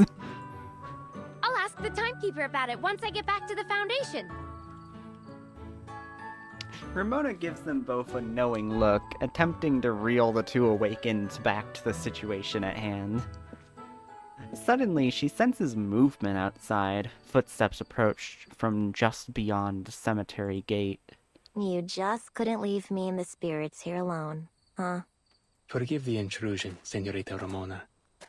Might I have a moment of your time? Sure, if you don't mind standing. Don't have any drinks to offer either. I really don't know where I get water in this cemetery anyway. Living with the dead usually means peace and quiet. Not so much tonight. She leads the visitor aside. Nearby, the two awakened lean in to listen. You and your friends certainly made your presence known at the auction. I hear every gang in the city is trying to sniff you out. Well, shit. Signora Luisa even put a bounty of 50,000 Sharpadontes on your heads. Nah, that's like nothing. 50,000 Sharpanatis? I got like 800. I got like 8 million of that shit. As nice as it is for you to come here and tell me I'm a wanted woman, I doubt those goons can find me someplace. And clearly you're not here on their behalf either. Correct. I'm here too. He stops himself, then shifts the topic. I just wanted to ask you something. You attended the auction to investigate the serial murders, see? See? Were you able to track down the culprit? You serious? You saw what happened. I was framed for the 6th murder. From now on, smoking out Perez is the Vigil business, not mine. You didn't seriously expect me to catch the bastard, did you? No need to be modest. I was kind of expecting you would to. never have gotten this close were it not for the crucial information you provided. But there's something else. I suspect Senor Perez isn't the true culprit. Oh, you suspect that? Uh-huh. It's not something you already know for a fact. He takes a deep breath and produces the list he got from Perez. I've been thinking it over all morning. You should see this. I met a young woman. She doesn't work for the Vigil Bureau, nor does she intend to stop the next murder. But she did help me find this list. She doesn't want to stop the murder, she just wants to add to what it. Might happen if we don't do something. This could be your last chance. Oh yeah, because Ramona is going to be the next victim, Last isn't chance it? for what? Actually, forget it. I got a hunch I won't like what you're gonna say. And I've got this weird feeling that you're gonna say that I'm gonna die. Ramona accepts the lead once again, thrusts into the role of reluctant investigator. Thank you, señorita. You have a kind heart. I wish you every success with your investigation. As he disappears from view, the others begin to look over his list. Golly! A critical clue delivered right to your doorstep! You really do have influence in this city, Miss Ramona. Oh yeah, Larissa. So she was here as well. She's not really... I guess maybe she did turn to Manus after what she found out from Butterfly. Wowee! 4 faces that are completely fucking smudged out, and 3 actually legible people that we know of. Hey, painting lady. You ever seen or heard of any of these people? Let's see. Oh, indeed I do. I know them quite well. These are all members of Manus Vindictae. A few I have not met in person, but I recognize their names. To think I once considered them friends. Ah, what a foolish collection of brushstrokes I am. Oh, I have fallen into a cult, but I was just used and thrown away, so, fuck me, I guess. Though, I must admit the days we spent in Paris were among the few truly happy moments in my life. Aw, girl. Feel bad for her. Even though she was a part of a murder cult. Maybe she didn't know. What was she gonna do about it? Run away? Like, really? What is she gonna do to fight back? Ramona clears her throat, attempting to steer the lady away from an overlong trip down memory lane. This list shows the Manus members responsible for smuggling pigment and coordinating with the club. So, if we find them, we find the arcane pigment. Let's do it! Settle down, Latham. See the timestamps here? Their last smuggling run was a while ago. For all we know, they've already skipped out of Mexico entirely. Then again, why would Añil give me this list? Perez isn't our guy. What did I miss? Is the answer somewhere on this list? What did I miss? She looks over the names, attempting to find some connection. Inside her mind, a map of the city lights up spot by spot. Ledru Rollin.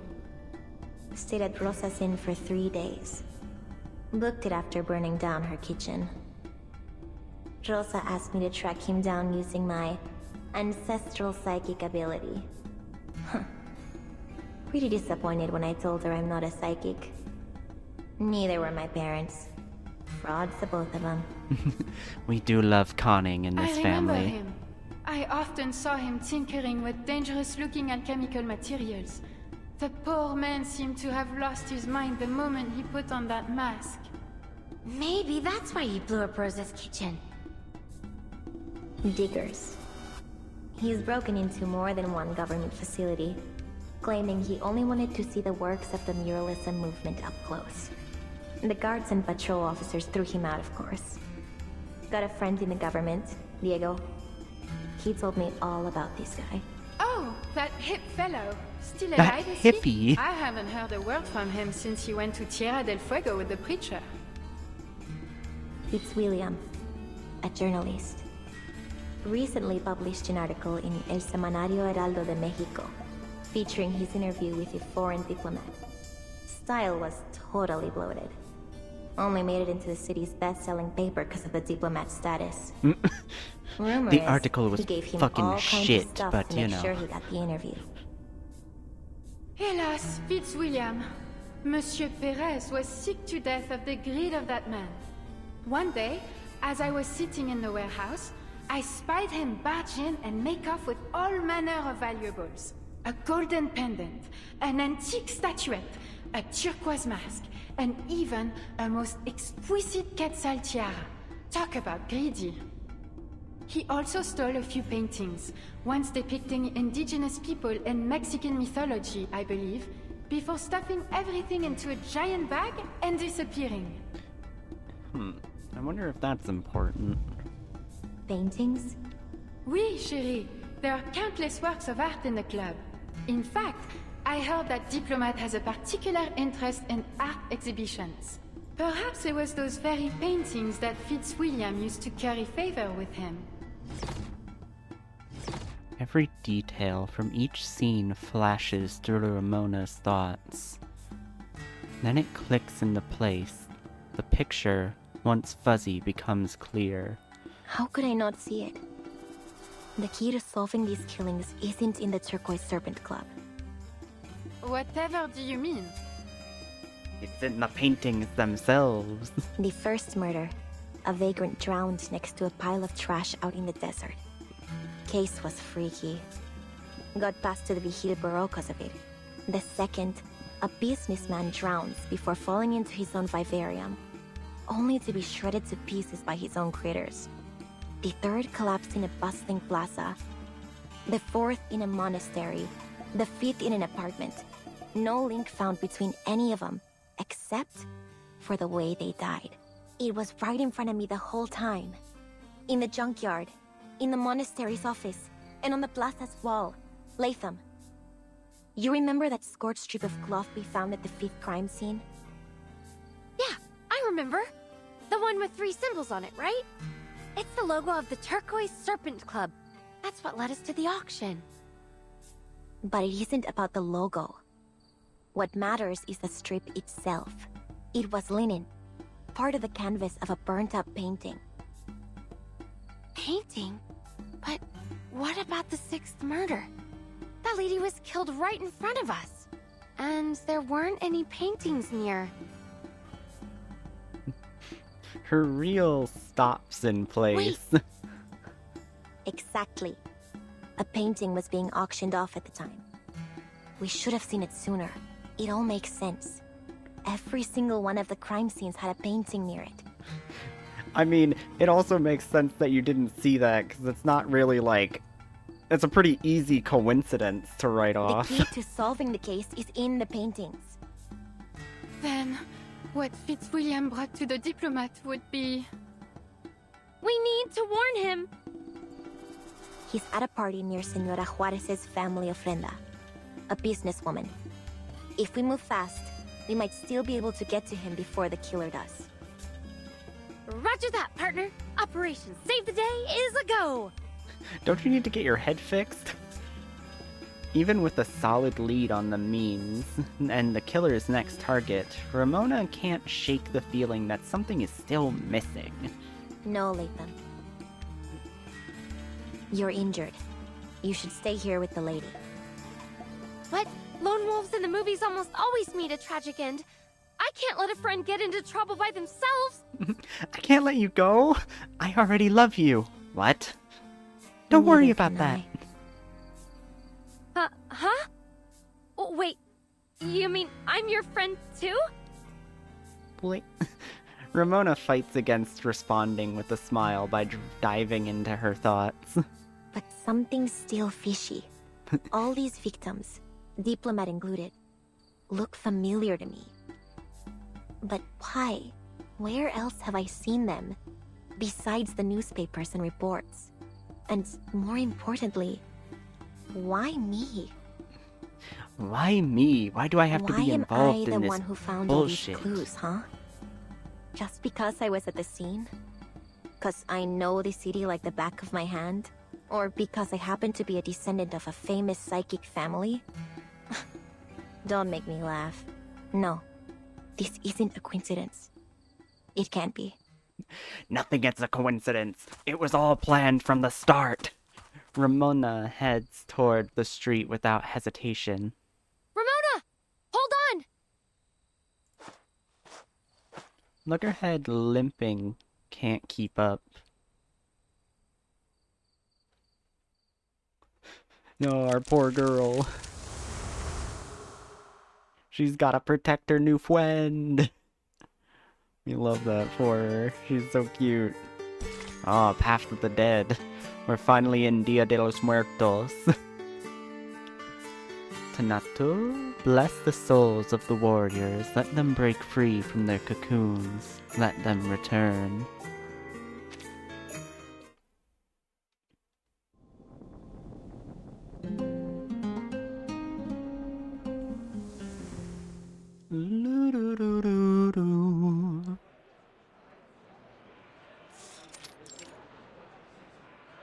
Ofrenda. The night is made hazy with the smoke of an uncountable number of candles. The ofrenda holds food and drinks, marigolds glow in vivid colors.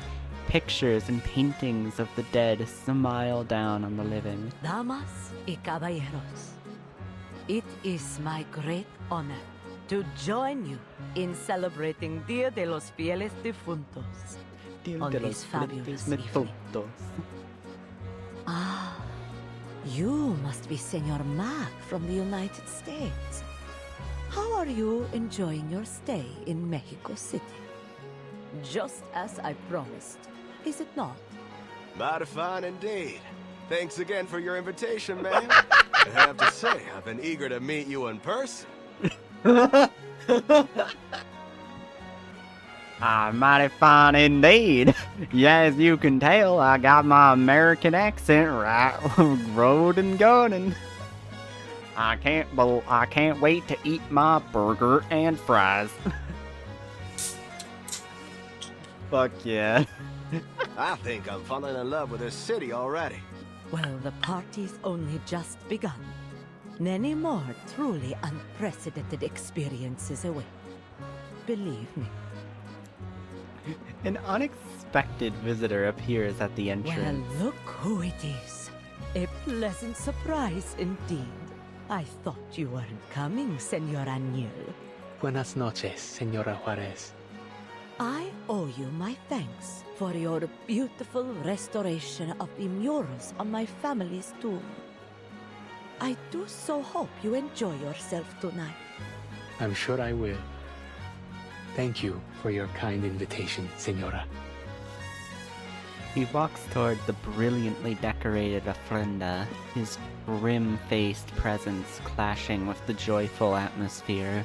This was a mistake. For her, and for me. Ah, fuck. Senorita Ramona is nowhere to be seen. Perhaps she isn't coming. No, she'll show her face. She's sure to recognize the significance of that list. Even if it is like a pretty big stretch, to be honest, And but no, it's fine. Butterfly She'll figure it must out. be hidden somewhere nearby. Taking her seat for the drama, no doubt. The place falls silent. A deep official voice speaks over the microphone. I would like to express my thanks to Mrs. Juarez for kindly hosting us tonight. Here in Mexico City, I have been able to witness and feel the beauty of your culture. The Dia de los Muertos celebration has shown me the extraordinary way in which the Mexican people remember, celebrate, and reunite with their departed loved ones. And I have truly been moved by it. So, we will hold off our invasion of your country for one day. Now, please join me in raising a toast to all those past and to all who yet live. Let the party begin. Guests laugh and toast, raising their glasses in a show of respect to the diplomat, even though most of them hate his guts. Yet as the attendees sip their drinks and cheers, someone approaches and whispers to the diplomat. The glasses have not been lowered before the two of them step away from view.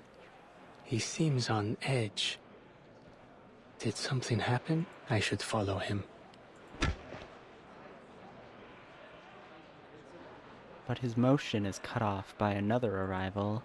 You didn't say you'd be here. What the fuck? I couldn't help but worry about you after I gave you that list. Huh. You can't even protect yourself. Why are you worrying about anyone else? You were fucking kept enslaved by a mouse. Get out of here before the killer makes a move. Place is crowded. No one's gonna bother to save you when they strike. She shifts her eyes over to the diplomat as she speaks. He is standing in a quiet corner, speaking with someone who appears to be a younger aide. What? How could that be? Enough of your excuses. In any case, we mustn't let Mrs. Juarez get wind of this. The diplomat scolds him and they begin to argue. The aide shifts nervously and then shoots his hand into his pocket. Oh no. He's got a weapon. We gotta stop him. Well, what do you mean? They're gonna... I'm pretty sure whoever is gonna kill him is not gonna use a weapon. Yo, Master 4, let's fucking go. I'll do my best. This book? Or this one? Victory shoot. I can't make it. Come back! I need your feedback on our session. Come back. No, get over here. I know I kicked your ass, but I need your psychiatry lesson. The thought-to-be assailant falls to the ground. He lifts his hand from his pocket, revealing nothing more than a festive candy, likely taken from an ofrenda far too soon. What on earth is wrong with you? Think you could go around roughing up my men? Yes. Who are you? Some local gangsters? Some local gangsters? Senor, listen. You're in serious danger. He was gonna assassinate you. What nonsense are you spouting? He was just delivering a report. It's the painting I gave Mrs. Juarez. Apparently, the color has faded in one spot. My assistant was only asking me to check it over. A painting from the Turquoise Serpents Club? Where is it? You need to give it to me now. If you want to live, you need to stay away from that painting. The diplomat's mood shifts. He seems frightened, certainly, but not of the painting she warns him about. Like, obviously he's more scared of You're her. from one of those xenophobic Arcanist groups, aren't you? Mrs. Suarez warned me about people like you. What are you planning to do, huh? Kill me in front of all these people? Kill me in front of all of these people? No, no, senor. Listen to me, I'm trying to help you. Help! Intruders! Help! Ah, well, we did our best. We didn't try that hard, but you know. His words stop, a painful rasp replaces them. He grabs his throat, struggling for air. They have moved without noticing to the part of the courtyard where gifts What on are earth? Senor, are displayed. you alright? No te acerques tanto. Ese poder arcano podría ahogarte junto con él.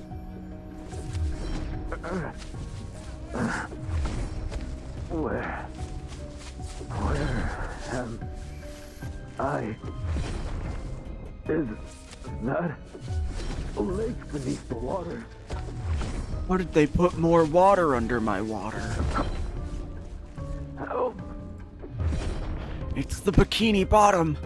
It's Goo Lagoon! I must go to it. I can finally hang out with SpongeBob. The diplomat's voice falls into a rasp, then silent. He crumbles into a heap on the ground. This is just like Like what happened at the auction. The killer can't be far. Must still be hiding somewhere near the ofrenda. The ofrenda. Brine pools do exist. Oh, I don't actually know about that. Ramona hears a rustle in the grass behind her. She turns with just enough time to spy a figure darting There! away. Get him! Get their ass! Yo! I love the makeup for Dia de los Muertos. It's so fucking good. The city street is crowded with people celebrating. The ruckus mood and shifting mass of people obscure sight in every direction. They have lost sight of their culprit. Maldita sea. Brine is denser than water, so it sinks to the bottom, I see.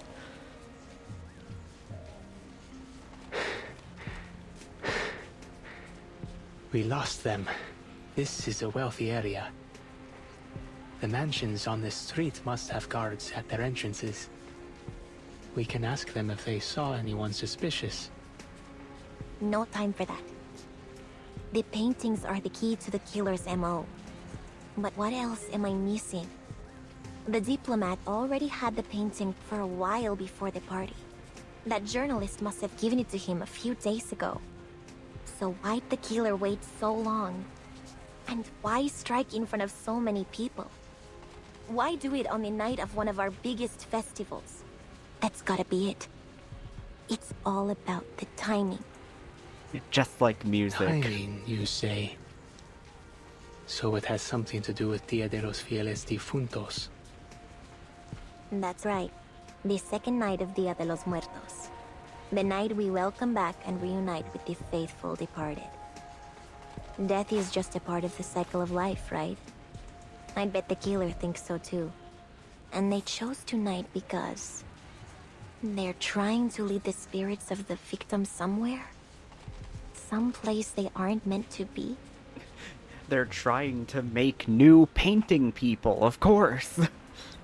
My god. She looks down, countless marigold petals spread out beneath her feet, forming a path to guide the dead. It stretches far into the distance. Huh. That may be the answer. See? Someone's laid a trail of marigolds out the back door. The vivid glow of marigolds is what's said to guide spirits back to the land of the living. They want us to follow this path, huh? Fine. Then let's go. Let's figure this shit out.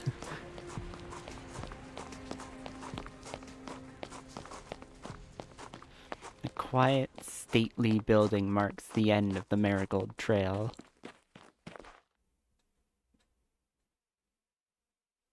You're kidding.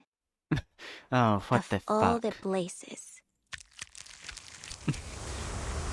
Of course it had to be real-life New York City!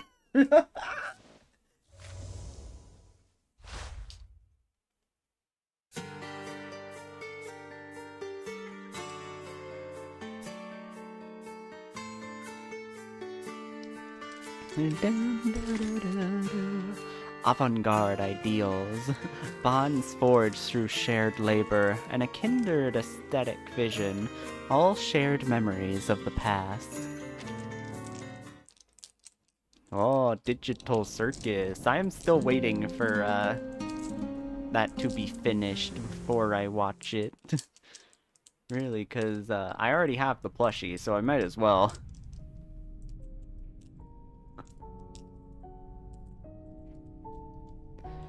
White smoke from burning copals fills the air, mixed with the scent of old books. The Mexico City People's Library, home to the Vigil Bureau's temporary branch.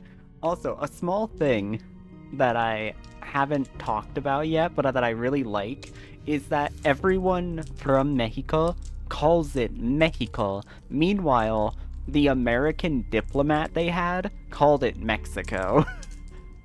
And I think that's a good touch.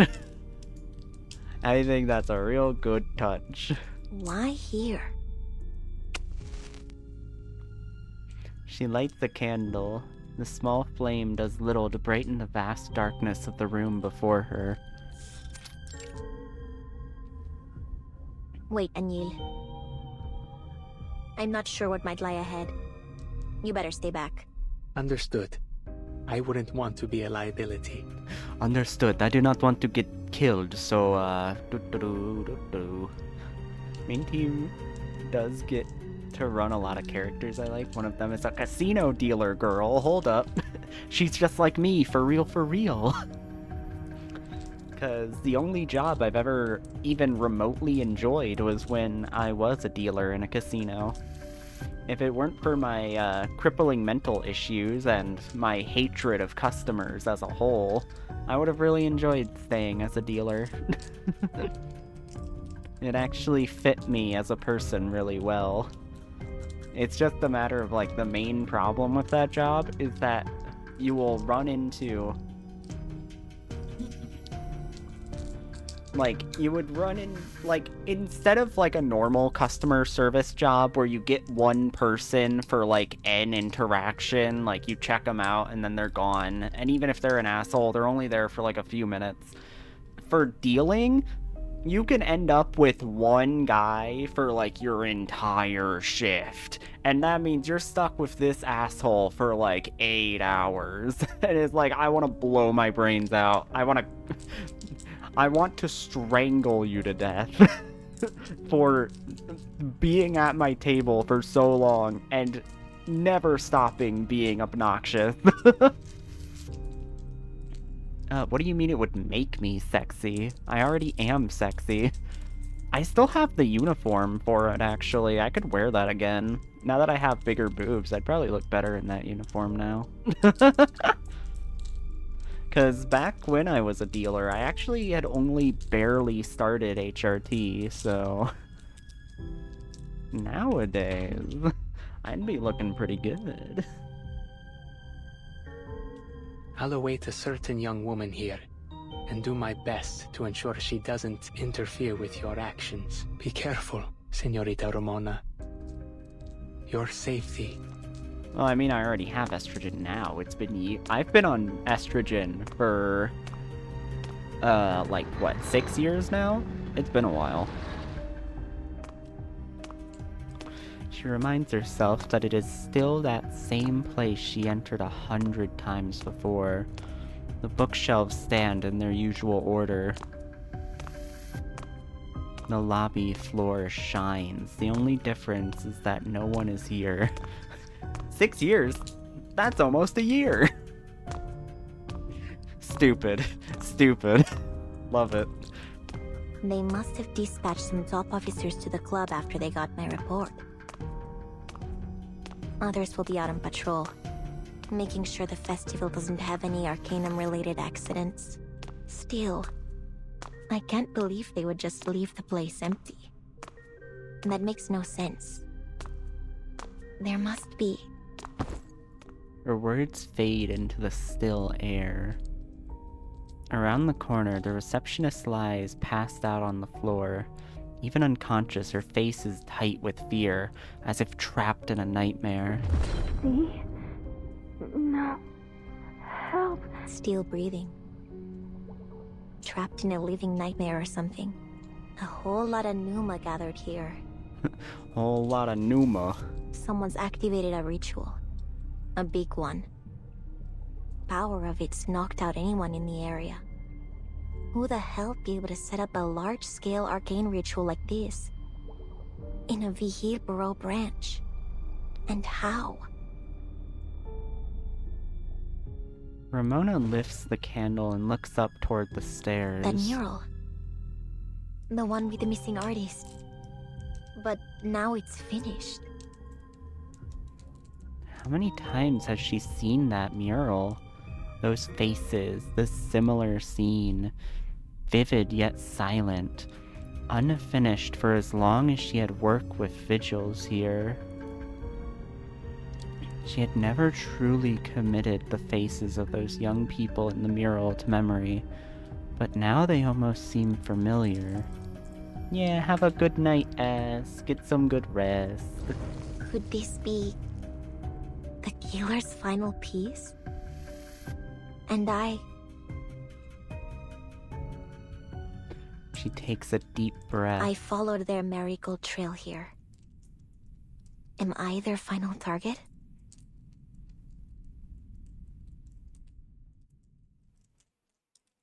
You finally come. Teresita, my dear friend. Teresita? You think I'm a friend of yours? Is that why you chose me? You've truly forgotten everything. That's quite alright. I'll help you remember, just as you once helped me. This mural is my first and final piece of the era. A product of blood, sweat, and tears. A tribute to the Mexican mythos you held so dear. One that honors both the sacred traditions of our ancestors and our courageous struggles in the modern world. You see, no matter how strange this world becomes, I will never abandon our shared dream. I incorporated each of us into the painting, just as I have done many times before. Think of it as a celebration of our rebirth. I've waited a long time for this reunion. 4 long years. Crossing several storms under Manus Vindicte's protection. I chased all sorts of myths and legends, all to find a way to resurrect the dead. And I finally found it. The Aztecs believed that the manner of one's death determines the soul's reincarnation. And so tonight, the souls of our warriors will be reborn, like butterflies emerging from their cocoons, carried on sacred winds from the north. This is our reunion. One not even death can keep us from.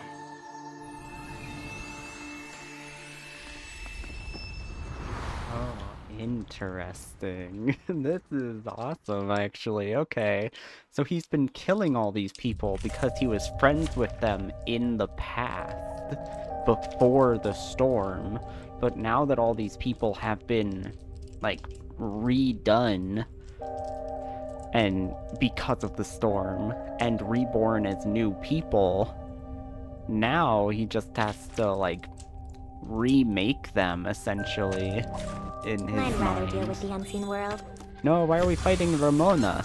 I don't want her to fucking die. I don't want her to be a part of this shit. Oh no, she's a part of our team too. Okay, what does she got, actually? Mental damage, mass attack. Okay. I'll handle the glyph. Give me something heavy. Some normal shit. Sensing their thoughts. Taking a peek inside. Verdad revelada. Disfraces disipados. Yo, I gotta get her. Look at her fucking animations. They're so good. I'm gonna be pulling for Ramona for sure when she comes out. This ritual. I can feel the painting melting my soul and absorbing me into it. Any arcane skill I cast will only empower the ritual. Well, shit, it's a good thing we have a gun. I'll show you. We don't need an arcane ritual. We'll do this the old-fashioned way. Death comes for us all. How about a game of hide and seek? Oh, another Ramona we got to take care See of. the light. Feel like I'll handle the purification. I Mop. found my target. Beat him with a mop. Beat him with a mop. Now, give us a big smile.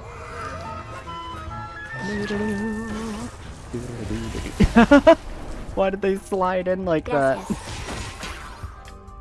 I didn't never think you were actually gonna use her like this with this. Oh. One shattered can now remain.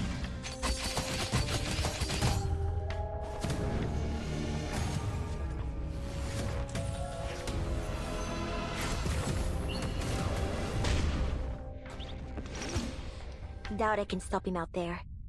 I gotta try to break the ritual from the inside. But if I fail, the mural might swallow me up for good. It's all or nothing now. Come on. It's all or nothing now. I'm going to fucking die. A dripping sound breaks the quiet, but its source remains hidden. A sense of space fades away as her mind sinks into darkness. Que duermas bien, Teresita. Teresita. Fall into the dream. Our irreplaceable memory of the past. Cuando despiertes, todo habrá vuelto a ser como antes. La belleza de nuestros días de gloria. Teresita? Who are you talking about? I don't know this girl. I ain't associated with you. Endless water stretches out before her. A lake as wide as Texcoco once had been. Tecoco. A cold color guides her awareness as it moves through the depths of myth. Her long journey ends when she finds her destination and she slips into a fragile container made of fragments of memory. Soy Teresita.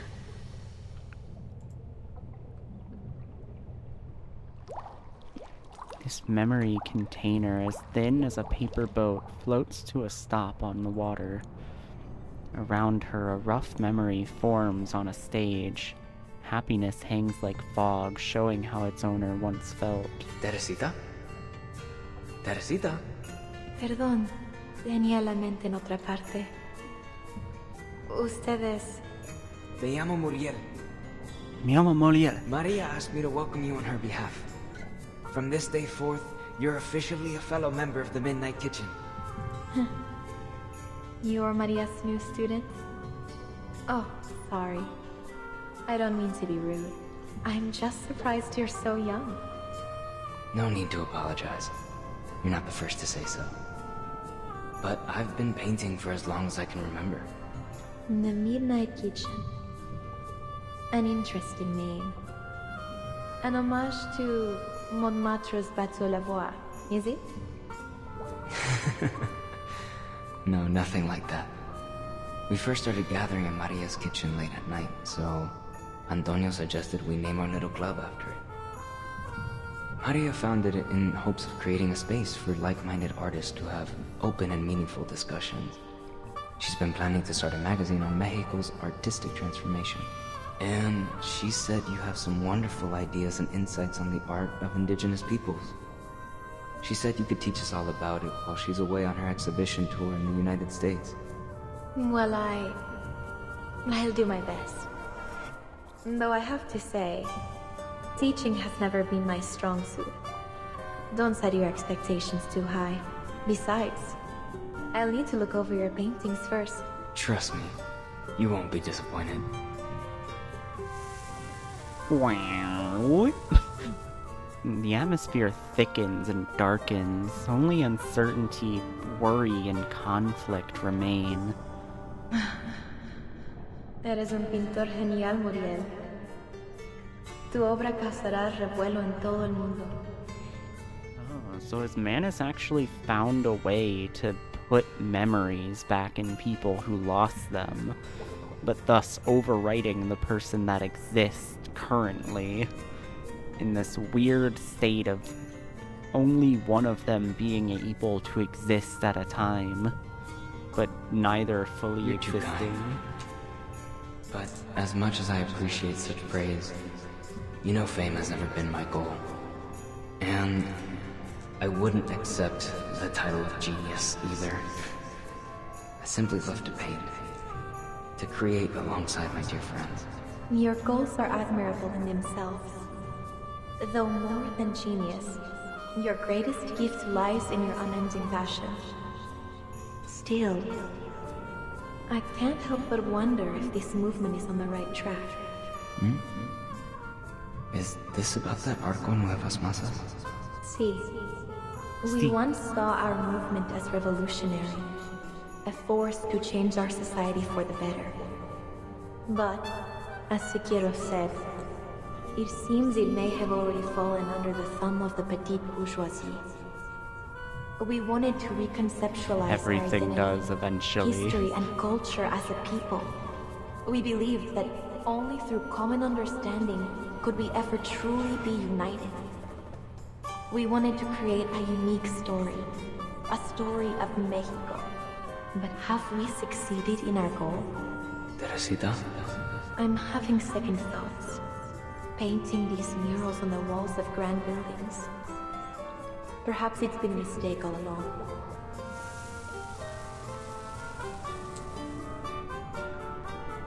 The world around her shifts like a maelstrom.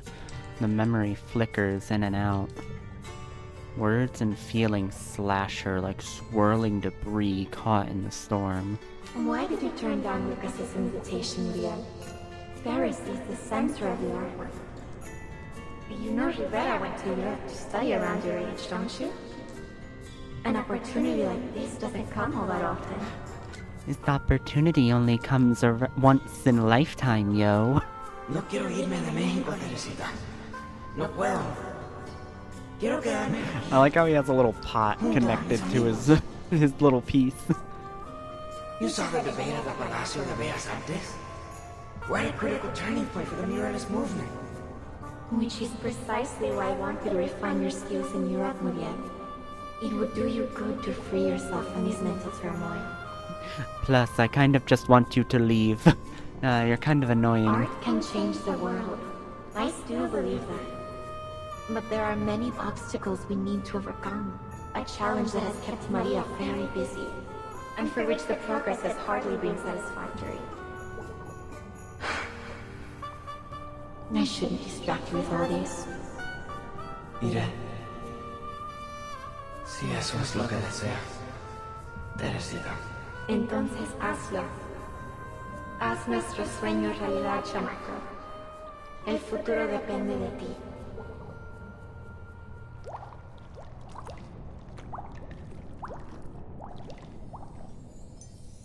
Futuro. Sueño. ¿El sueño de quién? ¿Yo? ¿Yo? Suena inspirador, pero... Her thoughts drift out of her body, caught helpless in the tide of a deep and rolling sea. She reaches out and stirs the emotions before her. Happiness and joy fade at her touch like mist. ¿Por qué no siento alegría alguna? Aquí no hay más que tristeza. She whispers the words too difficult to speak aloud. Hay algo muy olvidado. Tengo que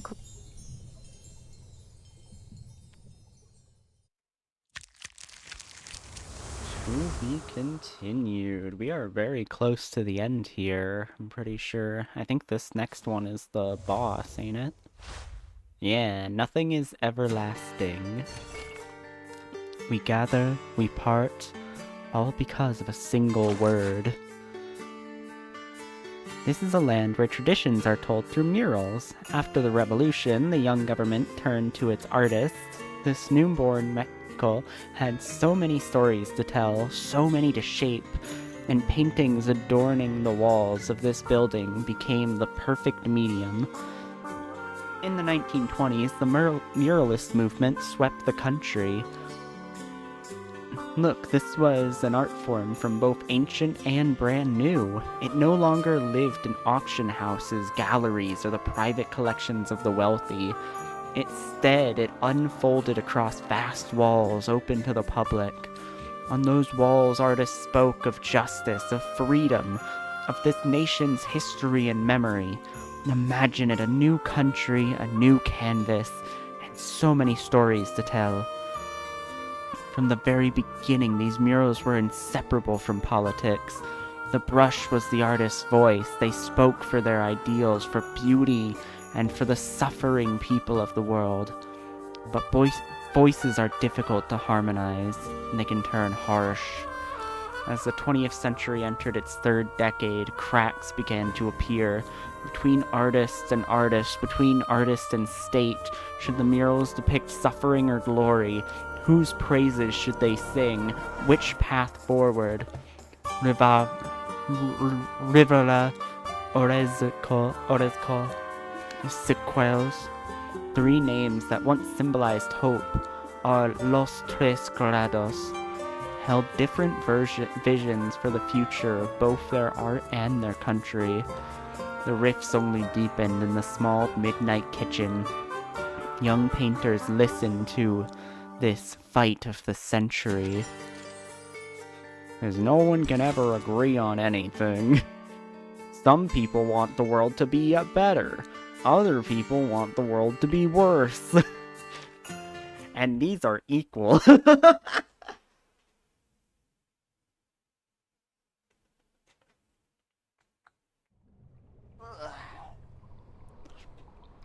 It is real. Our exclusive existence? No eternity on Earth, only a fleeting moment. To be as resilient as jade, it shatters. To be as revered as gold, it crumbles. Be it as resplendent as Quetzal plums, it will fall away. No eternity on Earth, only a fleeting moment. Guided by instinct, she moves forward, step by step. Finally, above this endless churning water, she sees a figure standing still as a statue, paled as a ghost. This Nazi fuck. Ha pasado mucho tiempo, Teresita. María, Antonio, Carmen y yo. Todos te hemos extrañado muchísimo.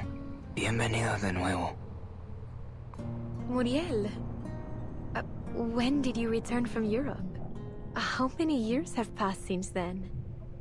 I can't seem to remember at all. Well, please, tell me all about your time in Paris. Well, and he goes off about a tirade with his Manus friends, like, oh, he wears a strange, sorrowful expression. Where do I begin? A lot has happened over the past 4 years. I encountered an arcanist organization called Manus Vindictae. With their help, I survived an event called the Storm. Many times, in fact. But by the time I returned home, I realized everyone I knew had perished. What I returned to was no longer the Mexico I knew. Oh, my dear Muriel. I'm so sorry to hear it. Perhaps Maria and I shouldn't have sent you to Europe. But I learned so much there. While I was in Paris, I learned from Professor Rousseau's research. His efforts to find a resurrection ritual led us to discover depths of myth. The sea of humanity's collective unconscious. His failure proved that a successful resurrection requires the alignment of multiple nearly impossible conditions. But at least the professor's research pointed me in the right direction. Do you recall the Temazcal ceremony we once talked about? The cleansing ritual? That's the one. Drawing from the Temazcal ceremony, Professor Rousseau's research, and countless other texts, I have finally created the ultimate ritual of resurrection. Sorry that I'm not saying much. I'm just like taking this all in. I'm actually very interested in this story. Using special herbs and normally arcane I skills have more jokes as a to catalyst, we may transfer our existence into a painting, where we'll be enveloped by absolute darkness. Isn't that awesome? Isn't that exactly And what you within want? that primal void, we can regain our purest consciousness and rediscover who we truly are.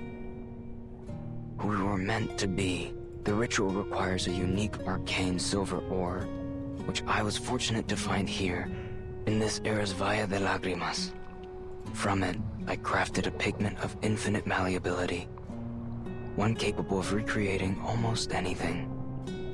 Even our memories and identities. The sea of collective unconscious is the deepest layer of the human mind, the origin of all things. Rest assured, Teresita, I will reconstruct you completely, body and mind, from the depths of myth.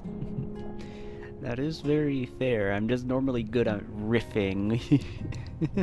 Which is what I'm best at. I love doing my little riffs.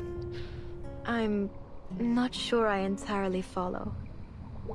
But I see that you are every bit the genius I always knew you were, Muriel. I'm not sure I really get what the fuck you're saying at all, actually, but, good for you, and/or sorry that happened. I ain't reading all that shit. Who else would connect resurrection rituals to an ancient sweat lodge ceremony? I've tried everything over the years. But I finally found a method that works, Teresita.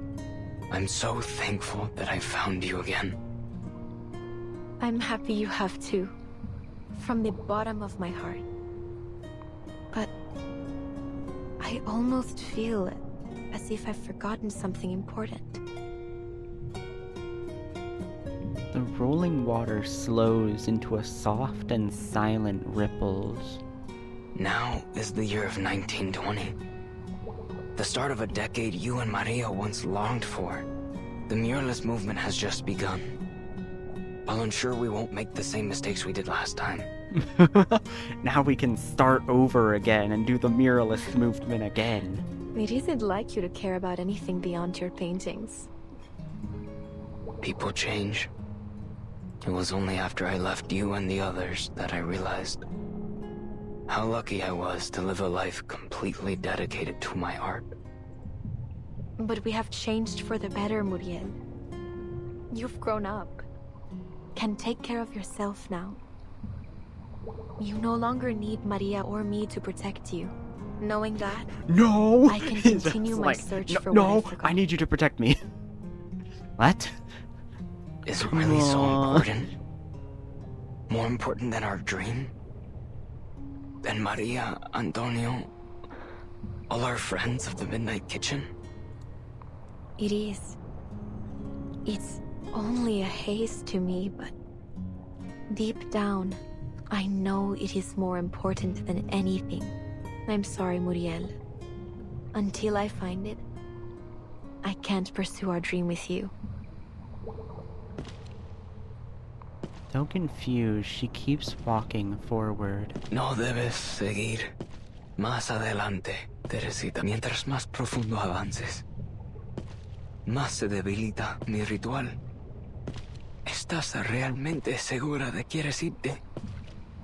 sabiendo que tu propia existencia podría desaparecer. She doesn't stop. She doesn't even look back. She is going for it. False memories and vivid color begin to peel from her skin like new paint stripped from a canvas. Their joy, their dreams, the time they shared, layer by layer they fall into the water below. Es tan hermoso. Aquellos recuerdos brillaban, centelleaban. Gracias por mostrármelos, Muriel. Pero tienes que entenderlo. Nada dura para siempre.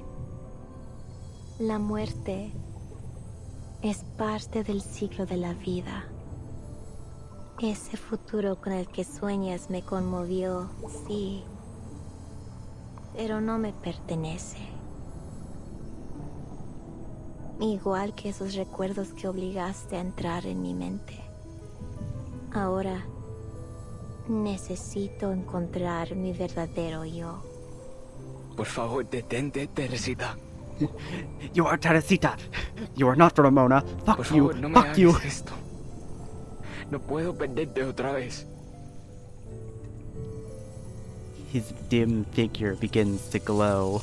Memories cling to him like shards of shattered glass until he takes on the form of shining, broken God.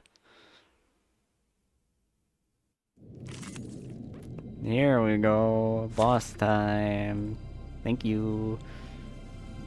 Yeah, I guess we'll just go with this team. Doesn't really matter who we go with. Oh, fuck yeah.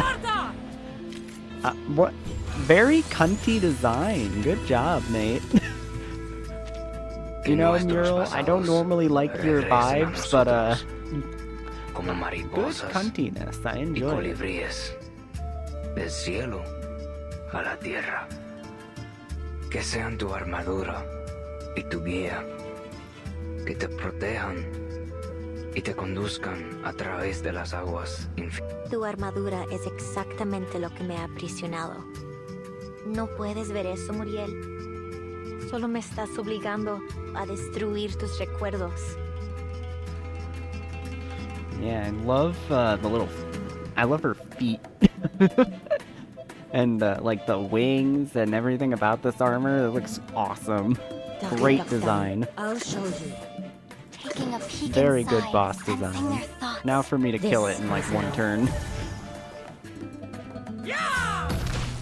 Oh, maybe not. Maybe yeah. Face the truth.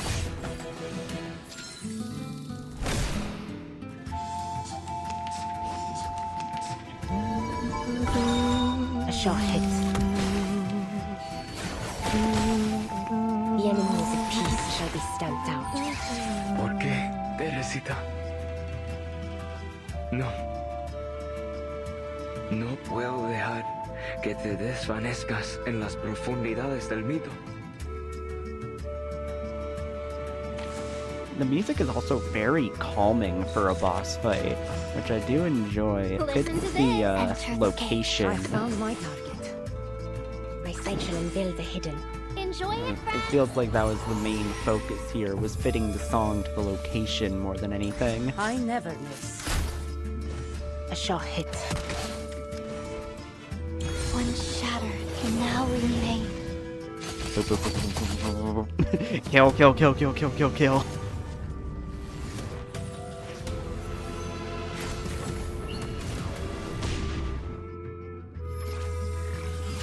Oh, these two. Now is the time for repentance. A shot hit. Keep shooting her. Just keep shooting.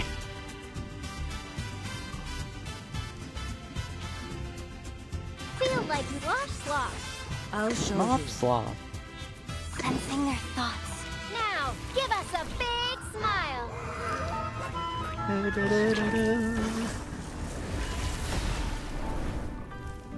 Oh, hello, my shadowy friend.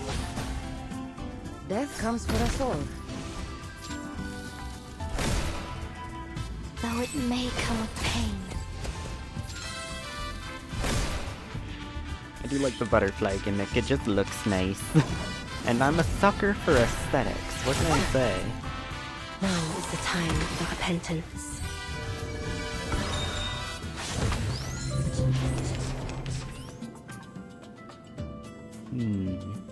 I found my target. Target of the moist. Enter the gate. There we go. And That see the should light. finish him Eyes on the off. target. Or a single gunshot. A single arrow to the heart should also finish him off. Nuestro viaje. Nuestros sueños. Que descansen en las profundidades silenciosas. A worthy victory. But the fight is far from over. The fight is never over. Never get to escape this bullshit.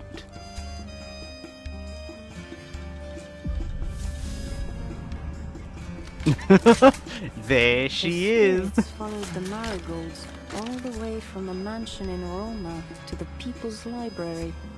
A final touch to complete the mural. Quite a night.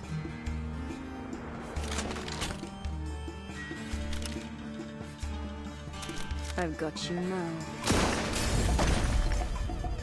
Well, you were a bit off.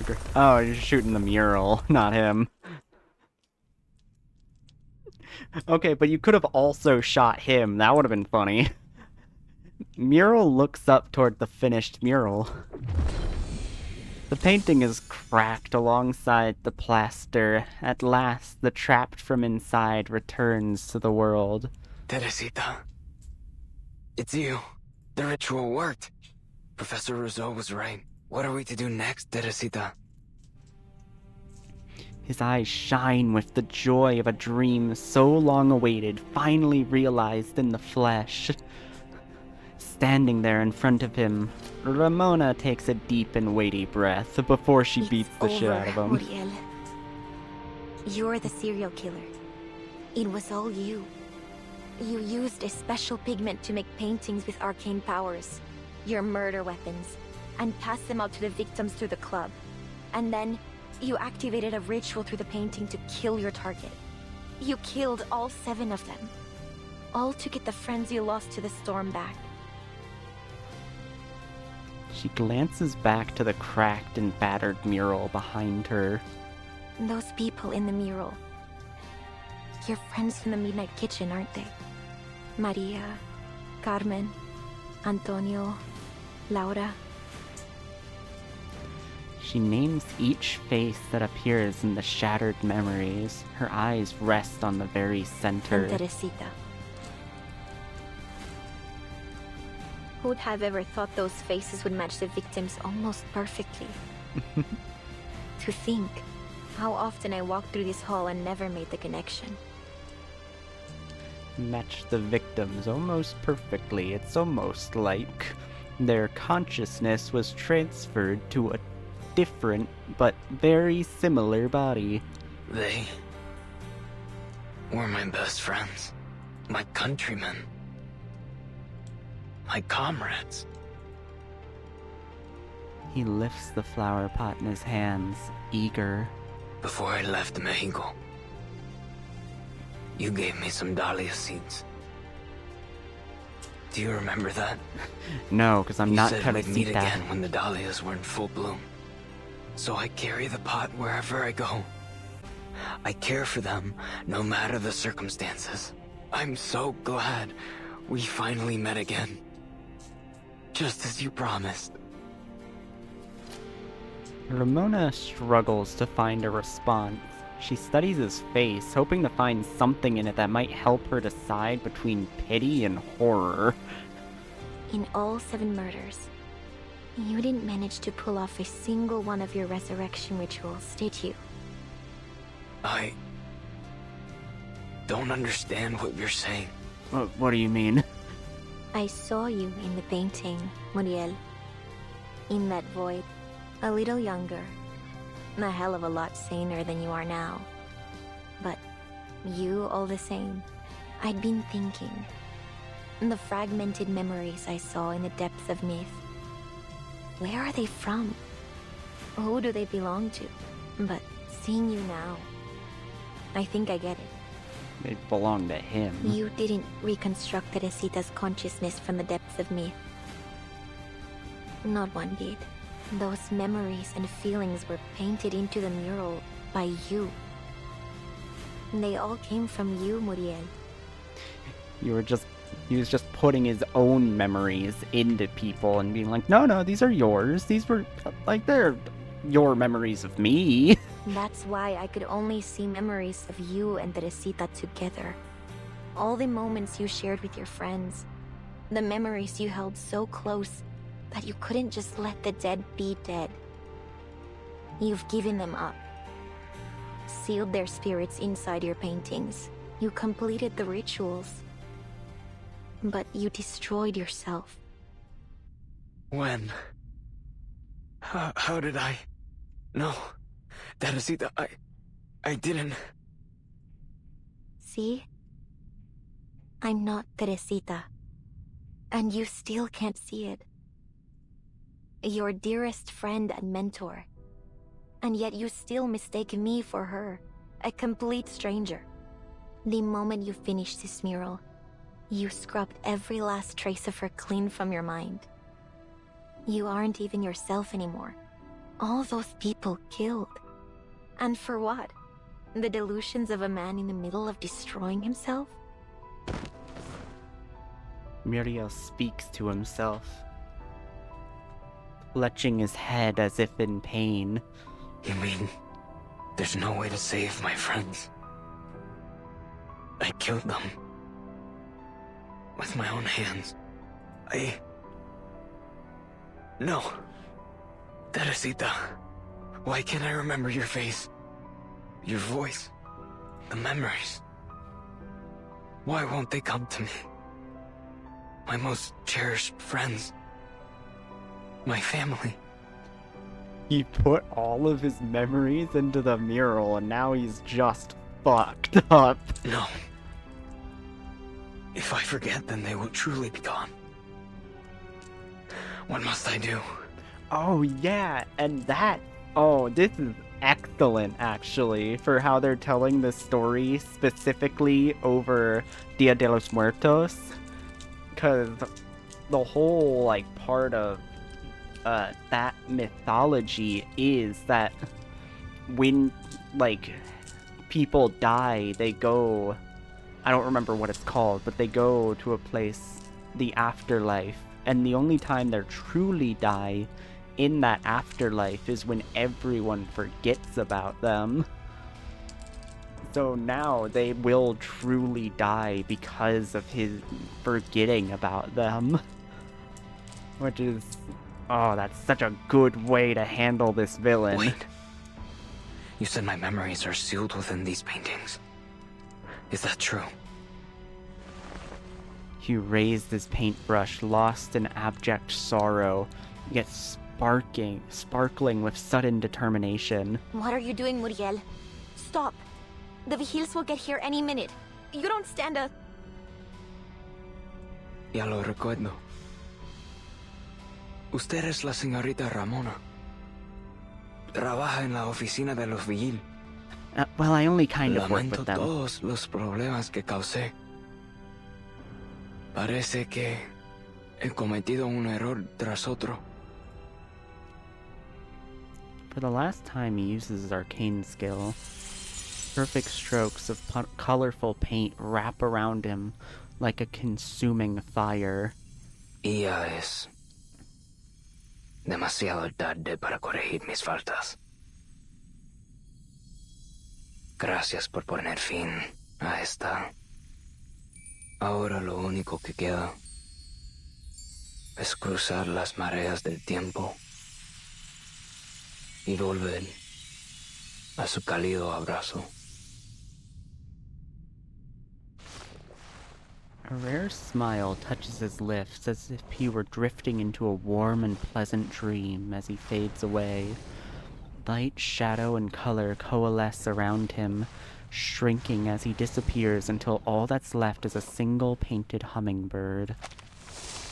It flies up toward the mural and lands in a circle. His brush clatters on the solid floor.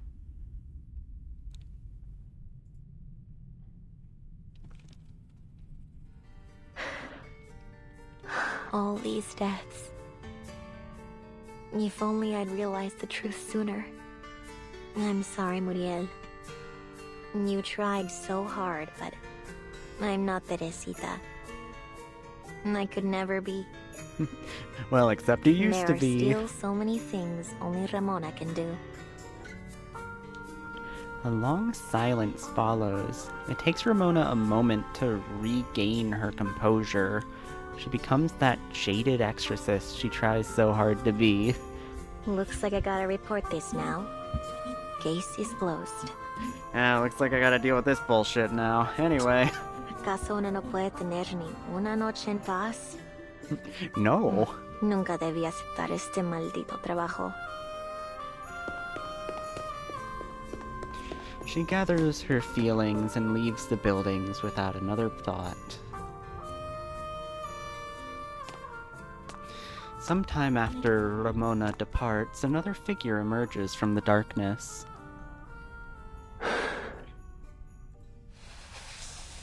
He raises a hand towards the bullet hole in the mural, as if soothing a scar that will never heal. Quite the tragedy. How the fuck did you blow up so much of the building, girl? I was wondering which corner you might be watching from. So you came after all, Señorita Butterfly.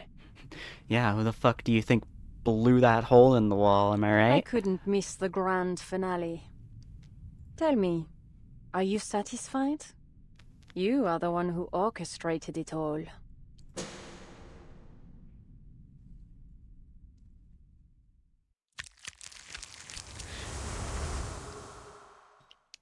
Interesting. To be continued. I did like that a lot, though. It was really nice. Really good boss design. The color of sacrifice. The color of symbolism. A color that never fades.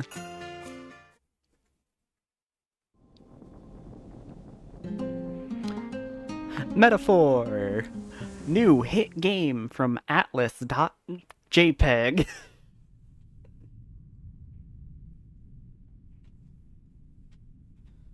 The man shows no fear as he turns toward the assassin. What do you make of this? Are we to have some sort of puppet master's tea party?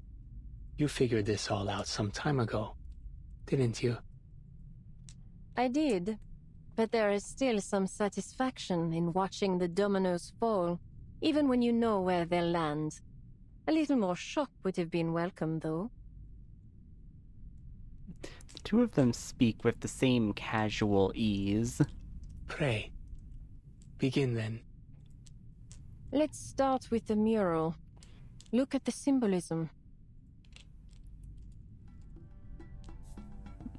The eyeball zone. In Aztec now mythology, it looks deep in your soul. Hummingbirds and butterflies represent death and rebirth. Fallen warriors entered the realm of the sun god. After 4 years, they would be reborn as butterflies and hummingbirds, returning to drink the eternal nectar of the earth. To Muriel, his fellow artists of the Midnight Kitchen were like those brave warriors, destined to return, having transcended death. Spot on. This circle of hummingbirds and butterflies in the mural represents 10 reborn souls. But if you look closely, there are only 9 figures in the mural. The 7 victims, Muriel, and Ramona. So, where's the 10th? Did Muriel hide them away somewhere? That's exactly what he did. It's quite clever, really. Merging a metaphor, or a pun, if you will, into the mural. Everyone, including Muriel, calls you Añil.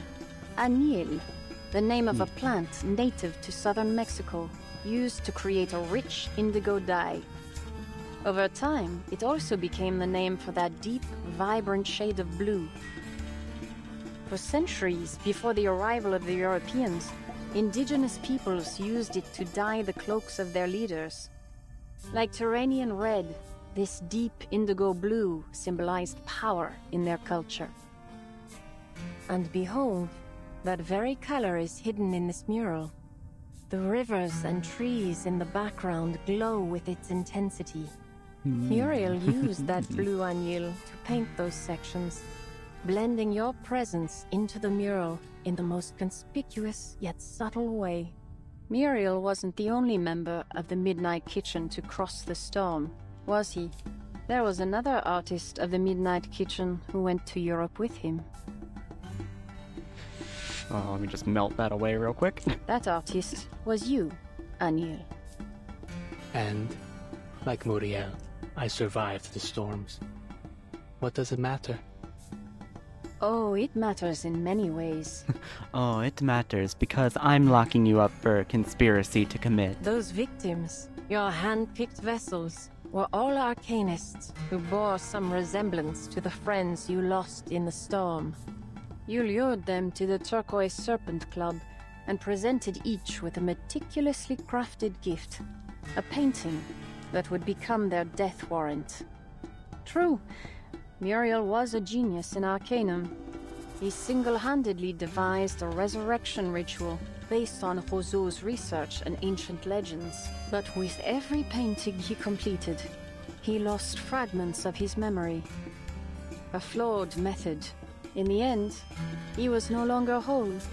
How could he have planned and executed all this, alone, in such a state? Finding 8 suitable targets among hundreds of thousands in Mexico City, coaxing them to accept paintings they probably had no interest in. I mean, it's not that hard to convince someone to take a painting. Each step required meticulous observation and careful planning. It was all you pulling the strings, Anil. A pigment dealer kidnapped by gangsters? Just a cover. The most brilliant part is that you orchestrated this entire series of murders just to bring Ramona to center stage. She laughs softly, but without a trace of warmth. You watched her, studied her nature, leveraged her hatred of injustice and her love for this city. You lured her to this mural, intending to offer her as the final sacrifice to fulfill your ultimate wish. But I still have one question. Please, ask it. I'll not hold my tongue. I kind of got fucked here, so I guess I'm just kind of letting it all out. You completed every step, executed every detail according to your plan. You could have succeeded. So why didn't you stop me? His response is muted. There's almost a hint of surprise, but it rests beneath his calm composure. That's all you want to ask? I see. Your deductions are perfect, of course, Señorita Butterfly. I am merely an amateur by comparison. Like you even figured out shit that you really shouldn't have known years, about, but oh well. Muriel and I have survived 6 storms. As more storms fell, returning to Mexico City to find suitable candidates grew increasingly difficult. To put our full focus into our resurrection research, we left Manus Vindictae. Not that they had any use for 2 unmanageable pawns anyway. Time and again, our work was interrupted by the storm, and the ritual's results were never promising to begin with. I observed each candidate carefully, searching for some trace of our lost friends' souls. But the closer I looked, the clearer it became. They weren't the same. Ramona, for instance, was in many ways the perfect candidate. And yet, she wasn't Teresita. She could never be Teresita, the mentor we all admired. The friend who brought warmth and light into our often bleak lives. She was gone, and nothing we did could bring her back. Ramona's story, however, isn't over. Her future, her dreams, her fierce love for this city. I realized I couldn't bring myself to destroy that. I could, however, bring myself to destroy those other 7 people, but, you know, better late than never to figure out you were in the wrong, eh?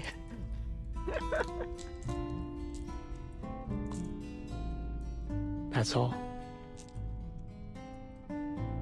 That's all? Really? Really? Her doubt is written plain on her face, but Anil can only smile bitterly. My answer disappoints you. Allow me to put it another way. The storms have carried me across time, even into the future. And there, I saw the tedious repetition of human history and the hollow, meaningless cycle of our pursuits. In the end, art cannot change the world. Our ideal of reshaping society for the better through fine arts eventually became just another capitalist venture. A product. Another ignoble chapter in the history of art. And my partner, my last remaining friend, lost himself along the way. So what you're saying is that the true villain of this chapter was capitalism once again, motherfucker, every time. I've walked this torturous path alone for a long, long time. I'm tired. Doubt turns to annoyance. This web of intrigue once again turns out to be nothing more than a cat's cradle. Child's play to unravel. What a disappointment. I would have hoped people like us never get tired. People like us. I'm honored to be considered among the likes of you. But enough about me, Senorita Butterfly. Would you care to talk about yourself a bit? Nope. And she walks out. Me. The playful light leaves her eyes. The man notices but continues anyway. On our way to the auction, just before we teleported via that sunstone, I realized you couldn't distinguish certain colors, even ones that appear quite different to most. I imagine that's why you couldn't crack the case earlier. It must have taken you considerable effort to discern that the most critical clue lay in the painting's colors. You've uncovered a minor flaw of mine. Do you intend to threaten me with it?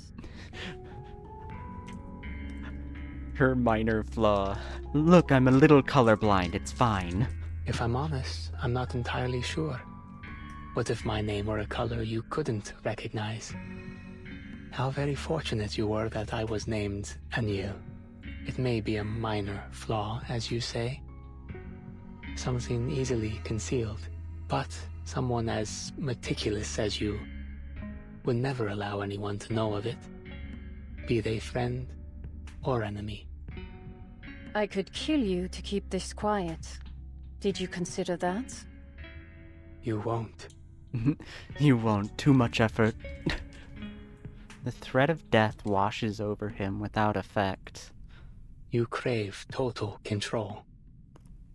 You need to perfectly discern your target's mind, predict their every move. Before you pull the trigger, you enjoy playing God, holding all the cards, so that life and death become yours to give. You won't kill me until you've mapped out every crevice of my mind. Impressive, Anil. I'll be sure to keep your insights in mind. She emphasizes her words and extends a hand to him as an earnest a greeting as she can offer. Guess we'll be keeping our little secrets between us. With pleasure. If you need anything regarding the Manus, information, items, reach out to me. I'll do my best to assist. And please, take this.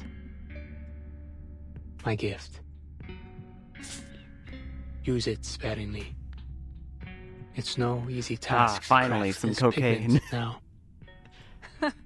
Your contribution to science is appreciated.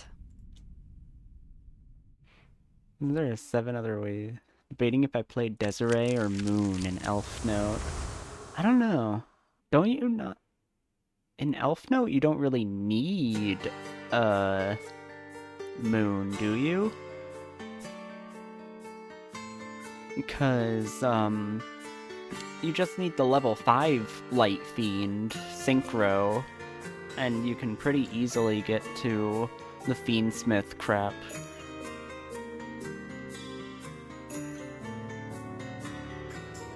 I guess that makes sense.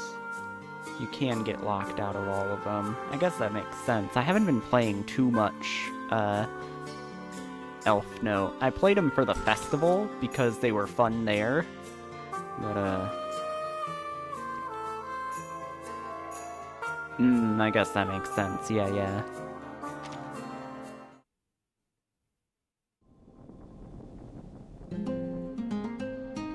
Virtue. And her horrible signaling. I've heard terror stories. Marguerite, what the hell are you doing? The commander's furious shouting snaps Margaret back to reality. Oh, there She's goes back. gravity. You again, Larissa. It's one problem after another with you. I didn't. Yeah, well, this is why she fucking defects from these guys and becomes part of Manus. Before she can say anything, the commander grabs her subordinate by the front of her How many shirt. times do I have to tell you? You're a hush trooper. This is no place for a softie. Who do you think you are, huh? A hero fighting against authority? A savior to these people? Even if you save their lives here, they'll probably end up dead where they're going. All you've done is delayed the mission. You want to be kicked out of Xeno and left to the storm? Is that what you want? To get the whole squad killed to feed your ego? You knew all along. They aren't really deserters. Larissa's voice trembles as she dares to speak the words. That's what we've been doing all this time? Sending innocent Arcanists to their deaths one after another? So what? Their commander's reply is as stark and biting as the wind lashing their faces. Even more will die if we can't figure out how to stop the storm. Ugh! I'm wasting my time talking to the both of you. Once this mission is over, I'm filing a request to have you removed from my squad. As for where you'll end up, or whether Xeno will even keep you, I don't give a damn. You can't do this. Why not? Without Xeno's shelter, there's nothing you can do against the storm. Then the commander turns to Marguerite. She's leaning against the truck without emotion. In that moment, it seems as if their conflict does not concern her in the slightest. And you, Marguerite, you think staying silent will get you off the hook? I know you are the one who unlocked the door for her. She lunges for Marguerite's collar in the same way, but the young woman twists out of the way and catches her commander's wrist. You're wrong. What? Let go of me. What do you think you're doing?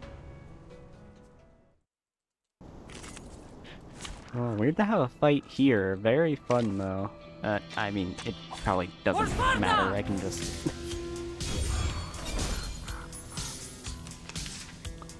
I'll just attack. I don't need to change my party for this, do I? The true nature of chaos. I shall hit. Icaros, find your Just like always, we'll just shoot him to death. A worthy victory. But the fight is far from over. Far from over.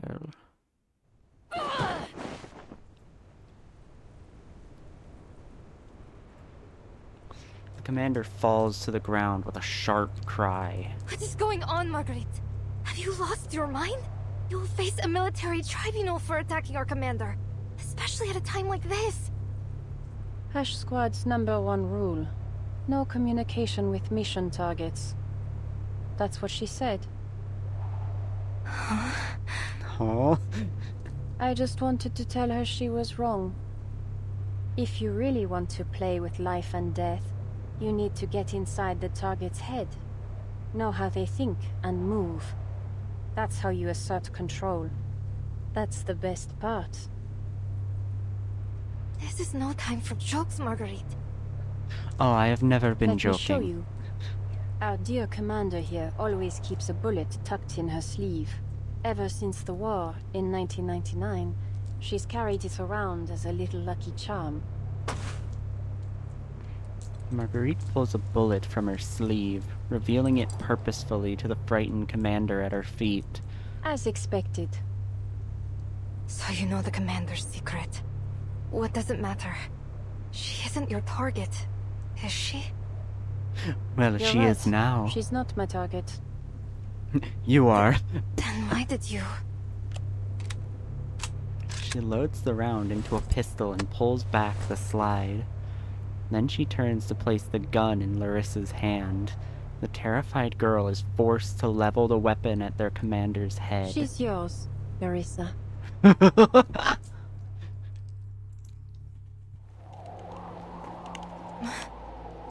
Mine? Marguerite, this is wrong. We can't do this. I can't do this. You're insane. Both of you. Put the gun down and let me go. Think, Larissa. Why should you let her go? She'll report everything you did. They'll make sure you quietly disappear in the storm. Why is she like this? It's awesome. You don't really care what happens to you, I know. But think about those poor kidnapped deserters. They're just innocent arcanists. Some of them children. Holy They'll be shit. sent to that lab. Subjected to torture you can't even imagine. Unless you do something now.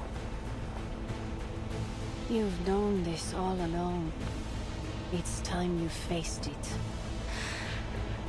This too is Yuri, by the way. You're right. I have to face it. I have to. Larissa, don't!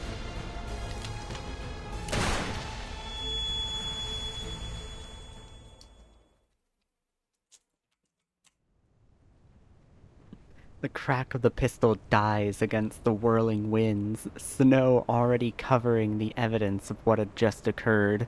Scattered footprints and a body oozing life onto the cold permafrost. Marguerite looks into her commander's fading eyes as they take on a deathly gloss.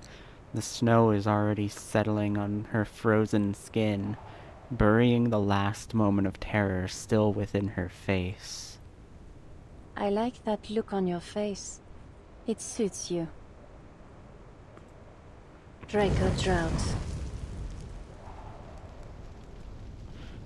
Arcane fire burns away every trace of what transpired there, even the transport truck marked with Xeno symbols.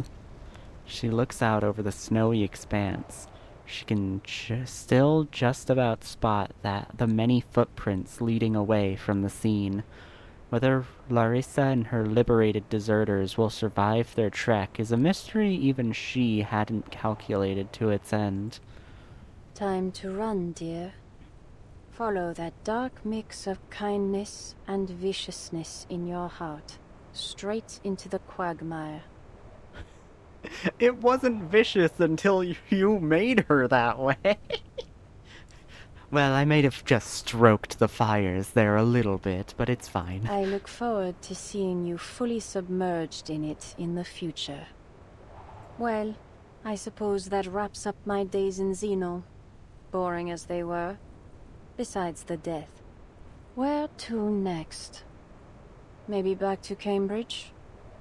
One day, I'll figure out what Zeno, and a certain White House behind it, is really up to. She turns away, walking alone into the icy wilderness. God damn. I love how evil she is. She is so uncaring and just wants to stoke the fires.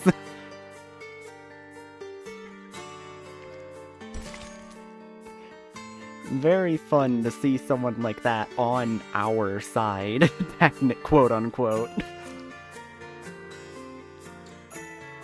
No guarantee of authenticity.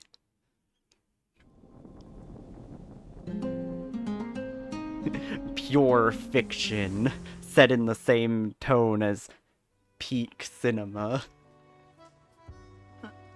Pure cinema.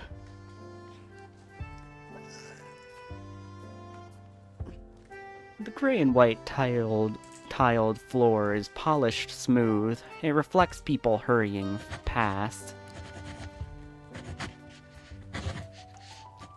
On a weekday afternoon, the St. Pavlov Foundation is nearly empty. Waiting in a chair, a young writer scribbles her thoughts into a notebook. She is here to make everything and everyone worse, and we love her for it. She does things by good just because they're, like, kind of interesting to her. Like, purely coincidental when she does something for the betterment of people. I've got it now. The core of the story lies in the metaphor woven into the mural. It's the thread that ties the entire case together. Thank you again, Señorita Marguerite. Thank you for allowing me to weave your experiences into my novel. I wish I could travel to a different era in Mexico too. It would be great for gathering material. Oh, and may I call you Señorita Butterfly? It has a sonorous quality to it that is positively brilliant. Of course, my dear girl.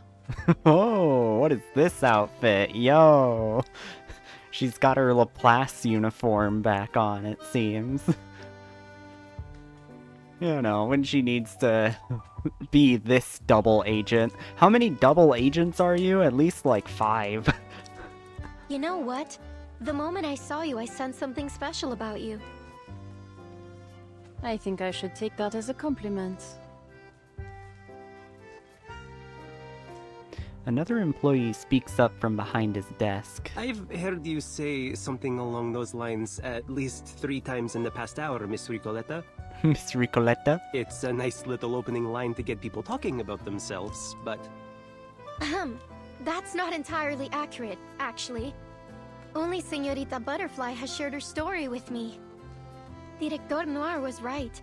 Instead of revisiting my own experiences again and again, I should try writing about those around me. Maybe then, I'll finally break free of this restless river.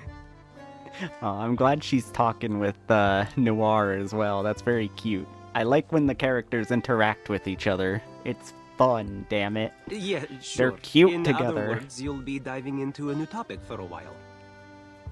Your instincts always pull you toward uncharted and dangerous, might I add, territory. Sounds like an exhilarating adventure, don't you think?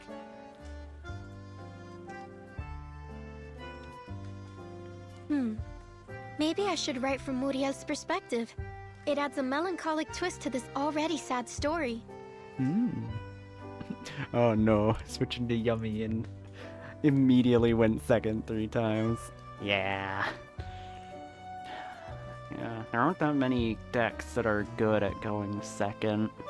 And Yummy definitely feels like it struggles a lot, unless they get like a perfect opener. The loss of his friends to the storm, and the gradual loss of his own mind. A story like this could serve as a kind of a tribute to all of our friends washed away by the storm. So the dead gain eternal life through your book. You really have a dark sense of humor. Well, it could also work if the protagonist is the mysterious, elegant assassin. Her antisocial nature would certainly stand out. Nameday looks at the outspoken writer as if about to say something, but stops short. Write your story however you like, Miss Recoleta. My only requirement is that it help me to lure someone out. The one who invited me to join Lorenz. If she still has eyes in the Foundation, this story will be more than enough to draw her attention. Just leave it to me. I'll do all I can to spread it throughout the Foundation. Of course, with names and locations adjusted as necessary. But at its heart, it must remain a story about cultural and class conflict. I'd better build an intricate narrative structure to carry all that dramatic weight. Love that for And maybe just a speck of authenticity. Just a speck. Hey, are you seriously criticizing a novel for being fictional? Recoleta returns to her notebook, only for her colleague to pipe up once again. And as if to make things worse, he's come bearing forms. Work.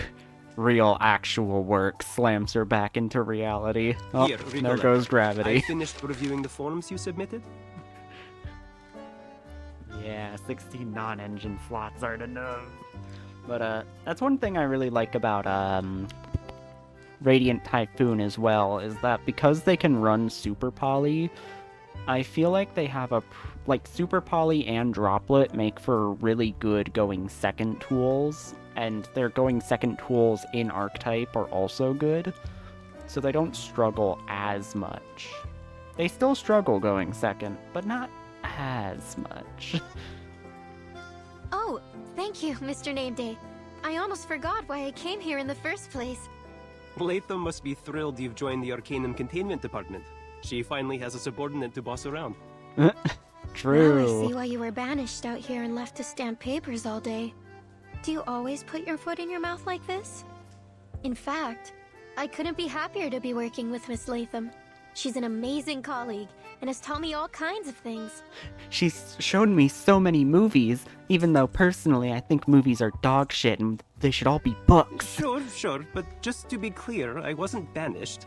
Stamping papers here is just a step on my path to becoming head of the Far East branch. Bureaucracy. You know how it is. I don't actually, and I have absolutely no interest in finding out. Ever since Miss Latham went on medical leave, I've hardly seen my desk beneath all the paperwork. It seems you're getting a crash course. Wait, medical leave. Is Miss Latham alright? She's in the rehab center getting some of her parts replaced. If you ask me, it was Burton who gave her the false confidence to do field missions. Now I have to fight alone against this colossal, cumbersome institution and its endless piles of paperwork. Now I have to fight alone in this hellish paperwork. Words were never meant to be wasted on this sort of thing. If Burton ever plans a round 2 against the Foundation, call me immediately. I'm a bit of an expert in rebellion. Oh, don't worry. That's gonna happen eventually. Yeah, I'll keep an ear out for you. And I like how all these people are just kind of subtly in on it. Like, they all know in the back of their minds, like, yeah, we're gonna have to go against the Foundation at some point, but we'll just save that for later. It's not really the main thing we gotta deal with right now, but they all know it. It's like, yeah, we're gonna have to do that. But, like, yeah. But I'll need a copy of your latest book in return, just like last time. I'd be delighted to. You are my #1 reader, after all. Oh, trust me, anyone reading my works, I am fucking down for it. Please, Aleph, God, Marcus, keep reading my Soneto, books. Latham, Noir, Blani, Barbara, and now me.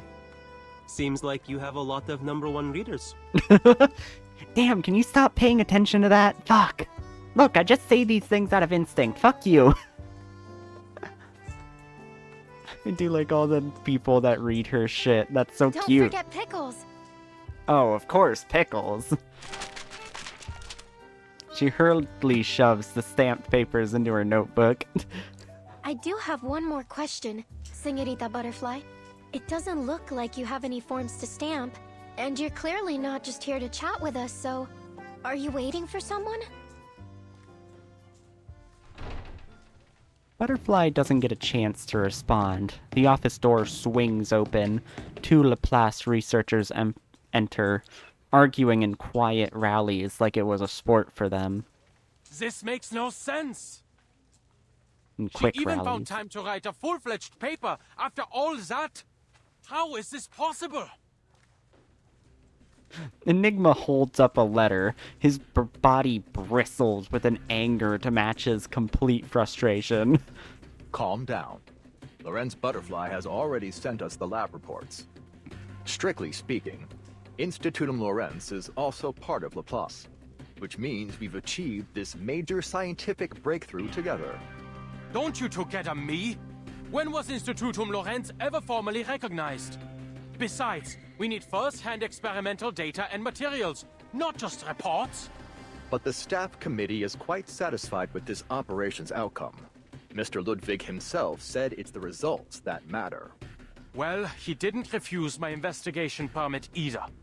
There's something suspicious in Lasom's report. According to Ramona, the Vigil's exorcist, who assisted Lasom in her investigation, a Foundation employee named Jones was involved in the case. Oh yeah, Jones Smith. Her funny alter ego. This Jones visited the crime scenes and repeatedly requested access to case data. Multiple vigils saw her.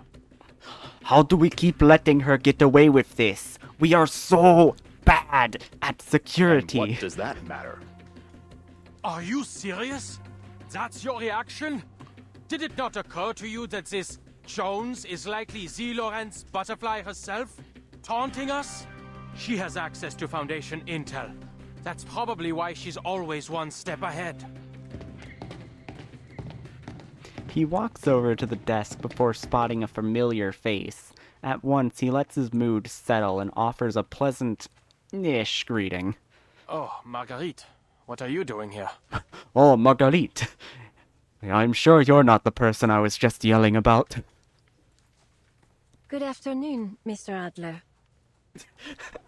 I love that they still put her name as Lawrence Butterfly just to taunt him. Like, if Adler could see this shit, he'd be fuming. I'm here to submit the storm meteorological observation data requested by the Foundation. She carefully tunes her words, just a touch of concern, not enough to imply any interest in the topic. Oh, Mr. Ulrich is here too. Did something happen at Laplace? Laplace? No, nothing to worry about. You've heard of Institutum Lorenz, haven't you? The mysterious organization hiding within Laplace. Yes, though I can't really fathom what they're after. We just received another provocation from Lorenz Butterfly, with her new research paper attached. It mentions an experiment of utmost importance. The details are still classified as of now, but it won't be long before they're published. Offering a polite nod, Enigma turns back to the desk and hands over his papers.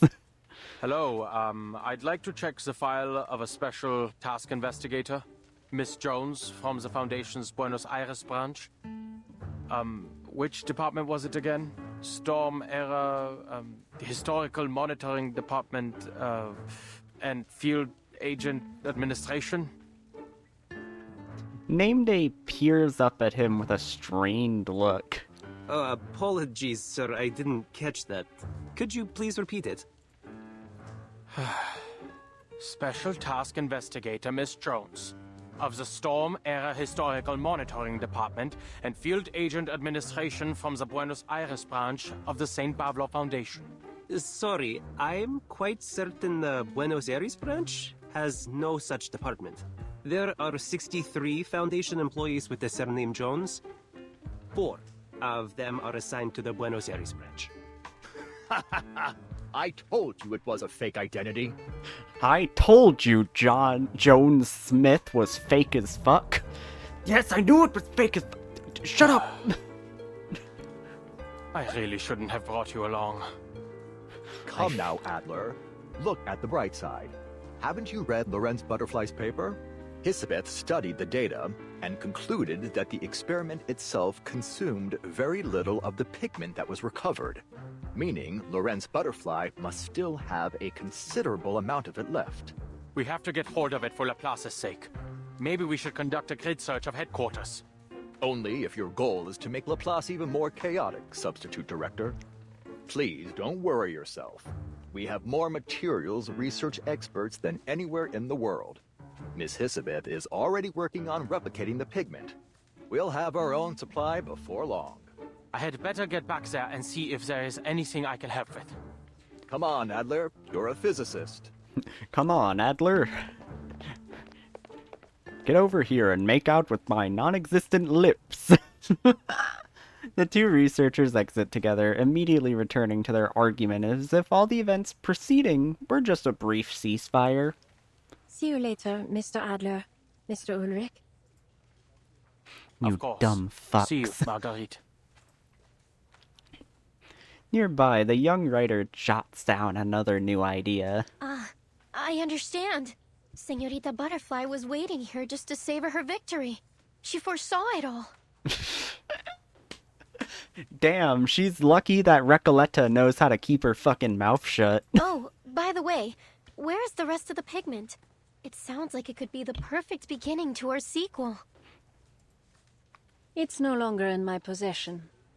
I passed it along to a business partner of mine. I gave it to a little mouse.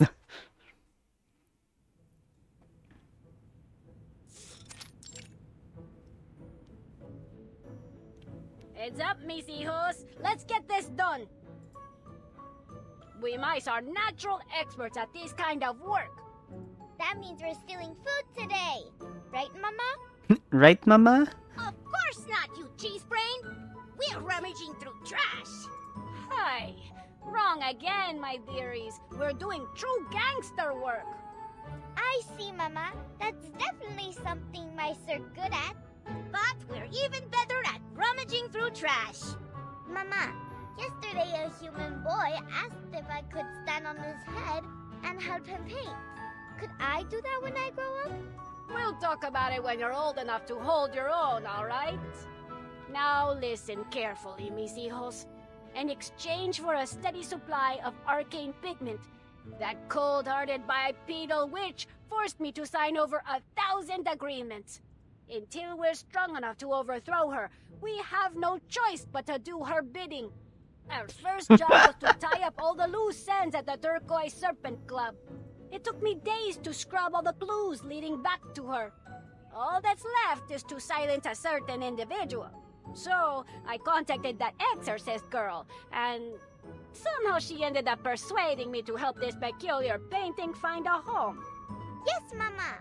We worked their I tails don't know off, how I did cleaning that. up the inside of that painting lady. The lead mouse knocks on a door within the suitcase. It was a very quiet knock. Hola, Miss Two-Legged Señorita.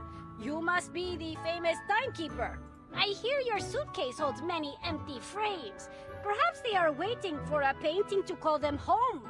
Might you be interested in taking in this fabulous artwork? Who is also a person.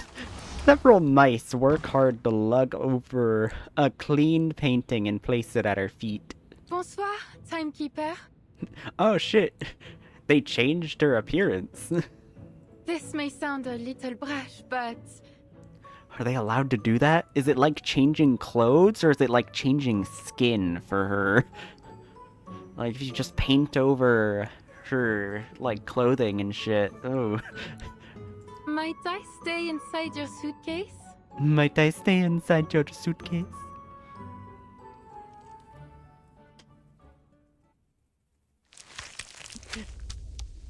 The end. And everything was resolved. Very cute. I liked that one a lot. That was a good one. Oh, what is this? Say goodbye to your new friends. Set out with your new friends. Goodbye, Miss Ramona. I'll remember this trip to Mexico forever. Remember it forever? You mean for 3 days, right? Alright. What I actually meant was, I'll treasure this reel of memories from Mexico forever.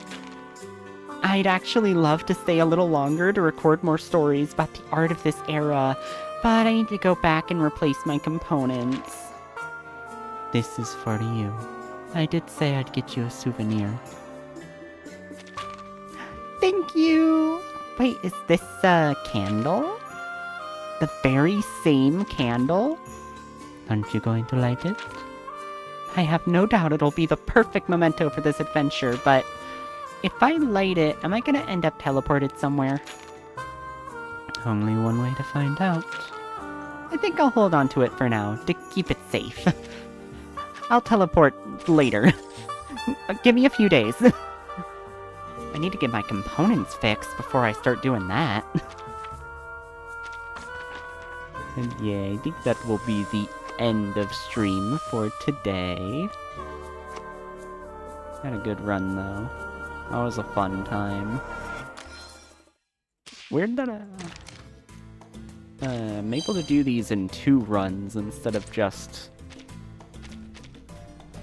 Oh wait, I didn't do it with full stars? What does that mean? Oh yeah, because I haven't done the extra shit. Never mind, I know exactly what that means. But yeah, I can't do the achievements fully until later when hard mode gets unlocked. So for now, that will be all for today. Let's see if we don't really have good numbers to raid with today, but I guess, I'll go bother Roxy anyway. One of my collab partners, they just started streaming 7 minutes ago, so it's the perfect time.